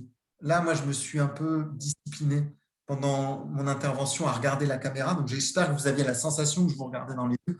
Mais je confirme. Voilà. Mais sinon, moi, quand je suis en coaching en visio, je regarde l'écran et donc on regarde en dessous. Donc, faites bien attention à surélever votre ordinateur pour que votre visage ne soit pas trop déformé, à couper l'image de soi, parce que vous savez, vous connaissez tous les études qui ont été menées par des Australiens pendant le premier confinement sur les 3 raisons pour lesquelles c'était très fatigant d'être en visio toute la journée. Je ne sais pas si vous vous rappelez. La première raison, c'est que c'était perturbant pour les gens d'avoir des personnes qui passaient derrière eux, derrière elles. Ce n'était pas facile de s'isoler. La deuxième raison, c'est parce que on est beaucoup plus… c'est beaucoup moins naturel, comme je disais tout à l'heure, de repérer les signaux faibles. Donc, on est obligé de faire attention. Il y a un effort là où le cerveau le fait naturellement en présentiel. Et la troisième raison, qui est plus surprenante, c'est qu'on est attiré par la caméra, par l'image de soi, et que ça déclenche en général des jugements très négatifs. Je suis moche, je suis vieux, je fais la gueule. Donc, d'encourager nos clients à éteindre l'image de soi, ça, moi, je trouve ça très, très utile. On peut le faire sur Zoom. Je crois qu'on ne peut pas le faire sur Meet. Je crois qu'on ne peut pas le faire sur WebEx. Et je crois qu'on peut le faire sur Teams, sauf erreur. Donc voilà, il y a des supports sur lesquels c'est facile ou pas, mais c'est un petit détail de masquer l'image de soi. C'est comme si, pendant le coaching, on avait un miroir qui nous regarde. Alors, c'est un exercice qu'on peut faire de temps en temps en coaching, mais pas en permanence. Voilà, de savoir que quand on regarde l'autre, on ne le regarde pas vraiment. Et donc, qu'il n'y ait pas de contact visuel, moi, je trouve ça assez handicapant, mais je n'ai pas la solution. Et puis, voilà, c'est à peu près tout. D'exhorter quand même nos clients à venir nous voir physiquement. Moi, j'ai une cliente qui était au Brésil pendant tout son coaching, mais son coaching a démarré avant le Covid. Donc, de toute façon, ça aurait été en visio. À Noël, elle a essayé de rentrer. On a failli se voir en présentiel et puis au dernier moment, elle n'a pas pu. Vous imaginez que maintenant, c'est une espèce vraiment de capharnaüm total, le Brésil. Donc, Elle avait prévu de rentrer en Europe avec mari, enfant, etc. Elle rentre un peu plus tôt que prévu. Sa dernière séance, c'est la semaine prochaine. Elle m'a dit, de toute façon, je la fais à Paris. Je veux qu'on se voit au moins une fois. Et moi, je vois du petit, là, je suis tellement d'accord avec ça. Voilà. Donc, quand c'est pour des raisons de confort, de challenger vos clients, de dire, attends, tu habites Paris. Moi, j'ai des clients qui viennent de Marseille, qui viennent de Lyon, qui prennent le TGV pour venir faire leur séance. Et vous en avez sûrement aussi. Donc, bon, c'est signifiant. Alors, une question pour te redemander. On te laisse une petite pause d'une minute pour que tu boives. C'est la première fois que tu bois pratiquement. Non, non, je bois en cachette de temps en temps. Si, si. Ok, J'ai ma tisane qui est là. ok. Alors, je t'en donne deux, puis tu choisis dans le. Il y en a une qui est sur la définition, que tu nous redonnes ta définition, enfin, une définition de la reliance en une phrase, comment tu nous le re-exprimerais. Et puis après, il y a des questions sur, on va dire, sur la durée du coaching, la durée de tes coachings, et puis est-ce qu'il y a justement une différence de durée en présence et à distance? Je vais commencer par la deuxième qui est plus pragmatique pour moi. Entre nous, mais je ne le dirai pas dans d'autres cercles, et je nierai l'avoir dit quand cette vidéo s'autodétruira, la durée du coaching, elle dépend du budget du client. C'est-à-dire que si le client il a le budget pour faire 10-15 séances, faisons 10-15 séances. Il a le budget pour faire 4-5 séances, 4-5 séances. Bien sûr qu'un coaching qui durerait pendant 4 ans ininterrompu, ça pose une question de dépendance, on est bien d'accord. Mais je trouve que ce qui se tisse dans le coaching met en appétit le client et permet de faire un travail de plus en plus utile. C'est assez rare que les clients terminent en disant « super, c'est la dernière, j'en avais ras-le-bol ». Voilà. Donc, modulo, il faut gérer la dépendance. C'est plutôt une question de budget. Est-ce qu'il y a une différence en visio ou en présentiel? C'est un peu la remarque de Jean-Yves tout à l'heure. Je crains que la visio, elle remette sur la table un coaching, c'est 10 heures. Donc, c'est 10 fois 1 heure. Enfin, moi, je ne comprends même pas ce genre d'approche. On n'est pas au chrono, on n'est pas au compteur, on n'est pas des avocats. Et donc, le client, il a besoin de vous parler entre 2 séances. Est-ce qu'on va le facturer en plus? Il a besoin de vous envoyer un petit mail. Voilà. Donc, moi, je privilégie plutôt une approche forfaitaire, une approche d'engagement, un peu comme en thérapie brève, avec un forfait qui vous va bien. Donc, je renverrai plutôt la question à quel est votre tarif, quoi? Quelle est la valeur que vous donnez à votre pratique? Et en dessous de quel seuil vous ne voulez pas descendre pour ne pas la dégrader? Et au-dessus de quel seuil vous auriez le sentiment que c'est trop difficile pour vous, quoi. Moi, j'ai eu un client, enfin un prospect, il y a une quinzaine de jours, par un élève à la fac. C'est un garçon très grande visibilité et grande difficulté dans sa vie, une grande visibilité médiatique. Donc, mon élève me dit, je vous raconte parce que c'est un cas de supervision intéressant, j'en parlais avec un groupe de supervision l'autre jour. Et cet élève m'envoie un mail en me disant je pense que vous êtes la bonne personne pour lui. Toujours bizarre, ce genre de prescription, ça met vachement la pression. Et donc, il me dit, il s'appelle comme ça, allez voir sur Google. Donc, moi, on me dit ça, évidemment, je ne vais pas voir. Donc, je le rencontre et je vois quelqu'un un peu perdu, effectivement, dans son chemin de vie professionnel, au bord vraiment d'une grande rupture psychique et sans doute physique aussi, totalement réfractaire à l'idée d'aller faire une thérapie. Parce qu'il me dit, le centre de ma vie, c'est le professionnel. Donc, on échange. Je lui donne mes honoraires. Je lui dis, voilà, combien de séances, voilà le tarif. Je fais un tarif préférentiel parce qu'il me vient par mon élève. Puis, il passe 8 jours. Il me demande un devis, donc je lui envoie un devis. Et 2 jours avant la séance prévue, il me crie que ce n'est pas pour lui, que c'est trop cher. Alors, je lui réponds, je ne sais pas, pourtant on en avait parlé, quel était le budget que vous aviez en tête? Et là, il me donne un budget 4 fois moins élevé. qui est, si vous voulez, de l'ordre du coût d'une thérapie. Et je trouvais ça intéressant. Je dis, ouais, en fait, vous avez le budget d'une thérapie. Et comme ce garçon m'a touché, je n'ai pas dit non. J'ai dit, OK, pour ce budget, on peut faire 3 séances au lieu de 8, si ça vous intéresse. Vous voyez, pour voir quel était son désir. Et en fait, il m'a répondu, non, ce n'est pas pour moi. Donc, l'argent cachait autre chose. Ouais, le budget cachait autre chose, comme c'est souvent le cas. Voilà. Alors, l'autre question, comment je définirais la reliance? C'est vrai que je ne l'ai pas définie de façon très académique parce que c'est de l'ordre de l'indicible. C'est précisément de l'ordre de ce je ne sais quoi,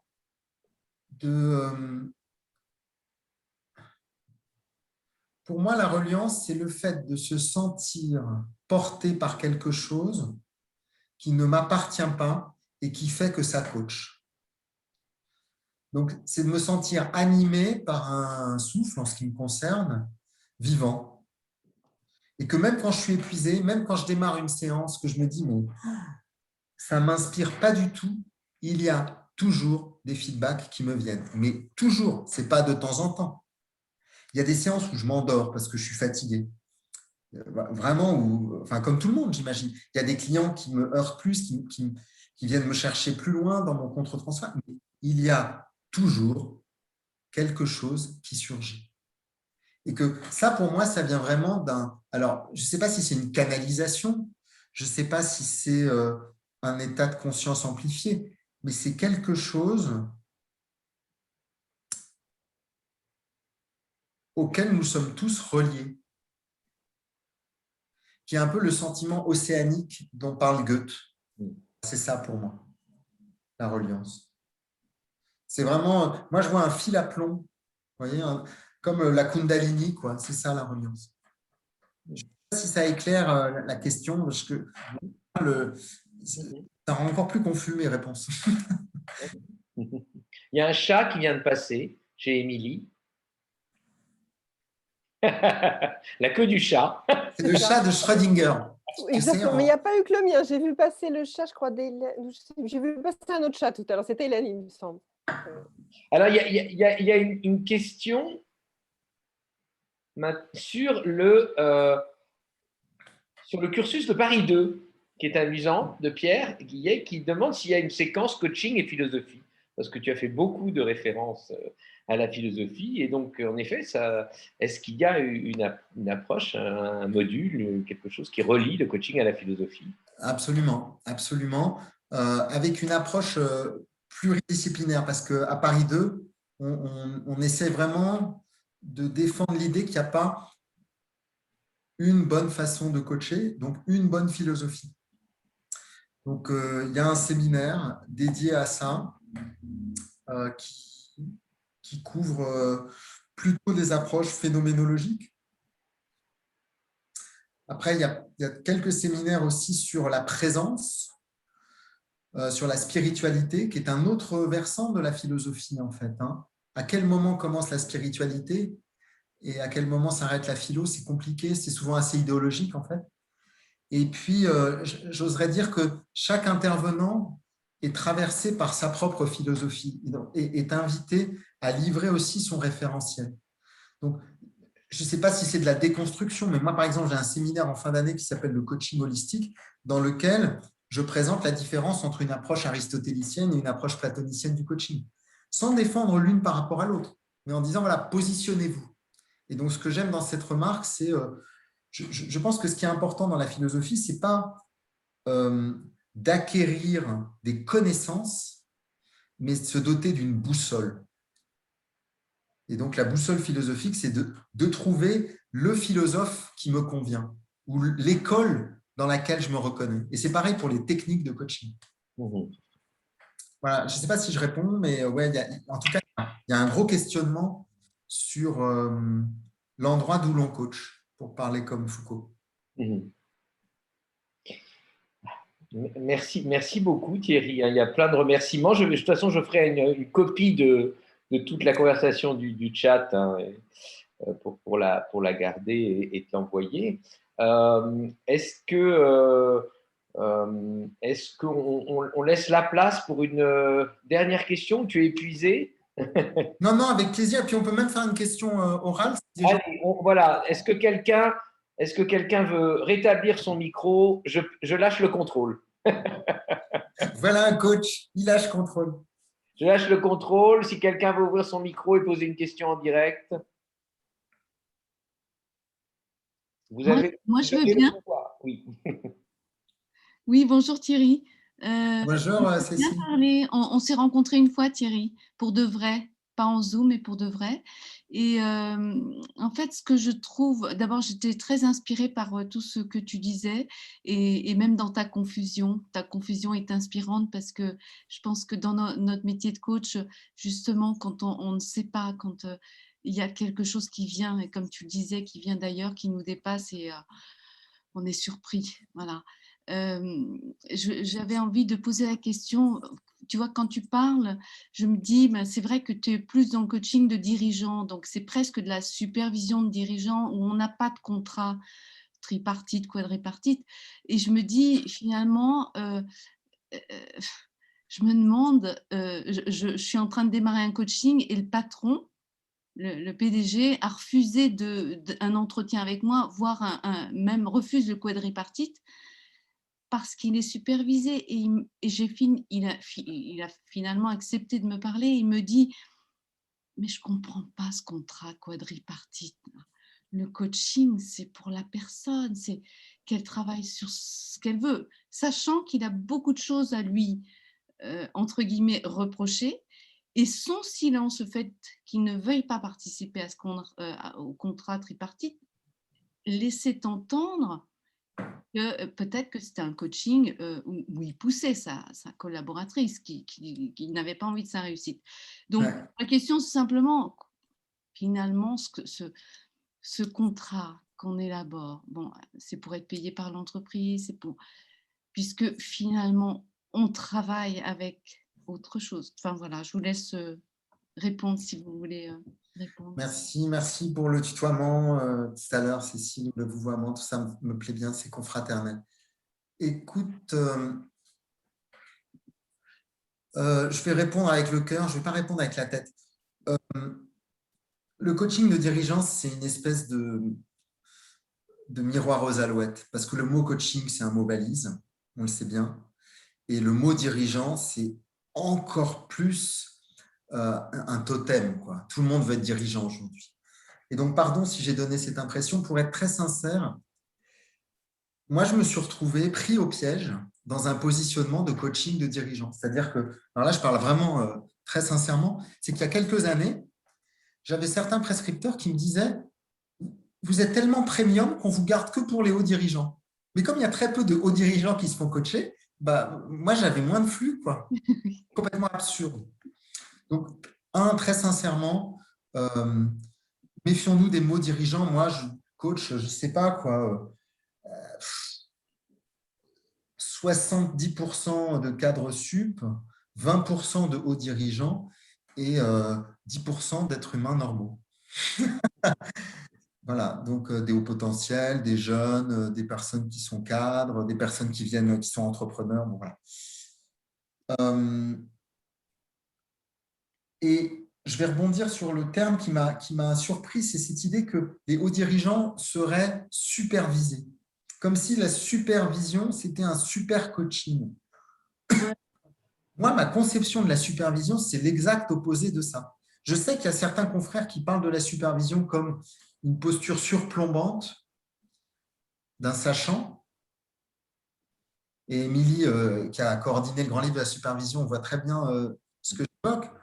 Moi, je pense que J'ai publié un texte, soit dit en passant, sur la T'es d'accord? avec la rétrovision. C'est toi qui nous avais fait le texte de conclusion sur Equid du superviseur, du superviseur, du superviseur. On s'arrête. L'hyperviseur. Je vous conseille de lire le texte de Thierry. Eh oui, mais Il y avait même eu des je l'ai blagues lu. avec la rétrovision. Bon. Tu as bonne mémoire. Donc, non, il est très. Donc, pour moi, ce n'est pas parce qu'il a un coach qu'il est supervisé, ton dirigeant. Et que je suis assez d'accord avec ta lecture. Je pense qu'il y a quelque chose qui résiste. Après, ce qu'il dit sur le fond, moi, je ne suis pas loin d'être d'accord. C'est-à-dire, à quoi sert ce quadripartite? Plus il y a de monde autour de la table, plus c'est un exercice de la Dame de Shanghai, de Orson Welles, tu sais. C'est partie du film où il y a tous les miroirs et on ne sait pas très bien qui tire sur qui. Plus il y a de monde autour de la table, plus c'est difficile pour la personne coachée. Donc moi, dans mon référentiel, le client, c'est la personne coachée. J'ai des confrères dans leur référentiel, le client, c'est l'entreprise, ou le client, c'est le système entre le manager et le coaché. Donc tout ça a du sens. Mais du coup, la tripartite ou la quadripartite, ça n'a pas tout à fait la même couleur locale. Moi, je le prends comme un voyage chez les papous. C'est-à-dire, j'adore aller chez les clients, faire la tripartite, de voir l'hôtesse d'accueil, de voir les murs, les bureaux. Est-ce que les gens se saluent, se saluent pas? C'est une expérience ethnographique. Et donc, je donne des feedbacks à mon client sur ce que j'ai perçu de son patron, de son RH et tout ça, de l'interaction. Ce n'est pas un beauty contest. Et souvent, malheureusement, Cécile, je ne sais pas si c'est ton expérience, ça se transforme en un beauty contest, quoi. C'est-à-dire un espèce d'exercice. Plus c'est écrit, plus c'est bordé, moins ça sert à quelque chose. Mais ça, c'est une expérience personnelle. Moi, je crois beaucoup au freeride dans notre métier. C'est-à-dire, il y a parfois des tripartites qui sont des vraies rencontres. On n'a pas le temps, mais je pourrais vous raconter des tripartites qui, au démarrage, se passent super mal, où le prescripteur est dans un mode pistolet sur la tempe, tu as intérêt à progresser, où tout le monde est très jugeant. Et puis, moi, j'arrive en me disant, mais ça va être une catastrophe, la tripartite. Et 6 mois après, je ne reconnais plus le setup. Tout le monde est dans la louange, tout le monde. Et donc, ça, c'est assez magique. J'ai aussi vécu l'inverse. Je me souviens d'une cliente, démarrage du coaching, on était dans la grande conso. Donc, vous voyez cet univers un peu hystérisé, un peu outgoing, quoi. Tout était wonderful. Le coaching a lieu. Au cours du coaching, je m'aperçois qu'en gros, le manager qui est juste au-dessus de ma cliente, c'est un échelon hiérarchique qui est plutôt empêchant que permettant, parce qu'il y avait un gros empilement. Et la tripartite de clôture, elle s'est plutôt mal passée. Parce que je pense que par un effet domino, le coaching de ma cliente, il avait challengé son manager qui n'était pas si content que ça du move qu'elle était en train de faire. Bon, la tripartite, elle a duré 2 heures où c'était presque du coaching systémique, quoi, presque de la médiation, presque je ne sais pas quoi. Voilà. Et dernier élément, dans ta question, Cécile, il y avait autre chose. Oui, en fait, pour moi, la ligne de partage des eaux, c'est pas quand c'est un patron, il n'y a pas de tripartite, et quand c'est un manager de la technostructure, il y a une tripartite. Pas du tout. Pour moi, la tripartite, c'est quand le coaché considère que c'est important de la faire, on la fait. C'est écrit dans le marbre, dans les process RH. Pour 1000 raisons. Ça ne sert à rien d'impliquer le management parce que la personne est fragilisée, parce que les RH disent le truc vous appartient et on n'a pas besoin de convoquer son manager, alors on ne fait pas de tripartite. Donc, moi, je trouve que c'est vraiment du sur-mesure. Les clients, tu vois, j'ai des clients DG qui font venir leur président. Et puis, j'ai des clients dans le cadre intermédiaire qui disent moi, je préfère qu'on ne fasse pas de tripartite et tout le monde est content. Tu es d'accord avec ça? Mais je suis complètement d'accord et je trouve que c'est très bien de dire arrêtons le protocole, le truc, c'est comme ça qu'il faut faire, etc. Et ce que j'ai trouvé très intéressant en ayant justement ce patron en ligne, qui donc n'est pas intéressé pour venir dans ce quadripartite, c'est justement qu'il en parle. Enfin, c'est que grâce à l'entretien que j'ai eu une autre présentation de ce que je croyais, de ce que j'imaginais. Voilà. Et c'était une vraie rencontre, même si elle s'est faite par Zoom. Voilà. Mais merci encore. Moi, je laisse la parole à d'autres. Au plaisir. Merci. Plaisir. Merci Cécile. C'était très, très heureux de t'entendre. Merci. Il est 19h55. On approche de la fin. Est-ce qu'il y a une toute dernière question ou est-ce que vous voulez accumuler des merci dans le que Thierry va pouvoir lire en direct dans la conversation ou est-ce qu'il y a une dernière question? Moi, j'ai une petite question concernant ce que tu disais à un moment donné sur le devis que tu faisais et le fait de faire un peu un pack. Voilà. Moi, personnellement, j'ai un grand souci de liberté pour moi-même. Donc, j'ai besoin de me sentir très, très libre. Et du coup, j'ai besoin aussi que mes coachés se sentent aussi libres. Et du coup, moi, je préfère personnellement qu'ils règlent leur séance à la fin de chaque séance pour qu'ils puissent aussi mettre un terme de la même façon. Donc, je trouve que le côté un peu, le pack, je ne sais plus quel terme tu as employé, est un peu piégeant parce que on peut très bien résoudre un problème de coaching en 3 séances ou en 6. Enfin voilà, moi, ça me gêne un peu d'offrir un pack. Qu'est-ce que tu Merci de dire ça. C'est vraiment très, très riche, très juste, Blandine. Ce n'est pas une petite question, c'est une vraie question. Alors, 2-3 éléments. Mon expérience et mon goût des thérapies brèves, c'est que l'idée d'un contrat, l'idée d'un engagement avec une durée vectorise déjà le changement. Mais déjà l'autre dans un avenir, comme je disais tout à l'heure, dans une perspective. Tiens, il me reste 3 séances. Tiens, il me reste 2 séances. Tu vois, c'est comme l'entraînement d'un sportif. Il sait à combien de semaines il est de sa compétition. Donc, je trouve que ça a assez de vertu-là. La deuxième chose, c'est que le cadre n'exclut pas la liberté. Et j'ai même envie de dire que ce qui permet la liberté, c'est le cadre. Ouais. Beaucoup de psys disent ça, je pense que tu seras d'accord. C'est-à-dire qu'une liberté sans cadre, c'est de l'anarchie, en fait. En éducation, on connaît ça. Et donc, un cadre permettant, c'est un cadre dans lequel on est capable de se dire, à mi-parcours, au bout de 2 séances, on arrête et c'est OK. Ou inversement, moi, ça m'arrive aussi qu'à la fin du coaching, la personne dit j'aimerais bien faire un follow-up. Je dis on en parle avec ton patron, on en parle avec les RH, puis on regarde si c'est tous les 3 mois, tous les 6 mois. Voilà. Donc, se donner de la liberté, je suis tout à fait d'accord avec toi, mais y compris dans ce cadre.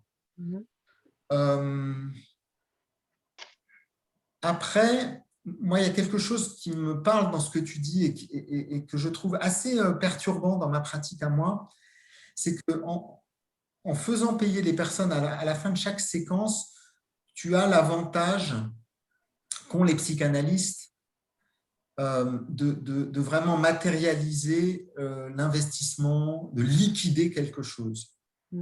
Et que moi, j'aime bien quand je vais chez mon psy ou mon superviseur, je ne le paye pas en direct, mais chez le psy, j'ai redécouvert dans la tranche de psy que je fais en ce moment le sens de payer en liquide chaque séance en se regardant dans les yeux. Vraiment, ça, je partage tout à fait ton point.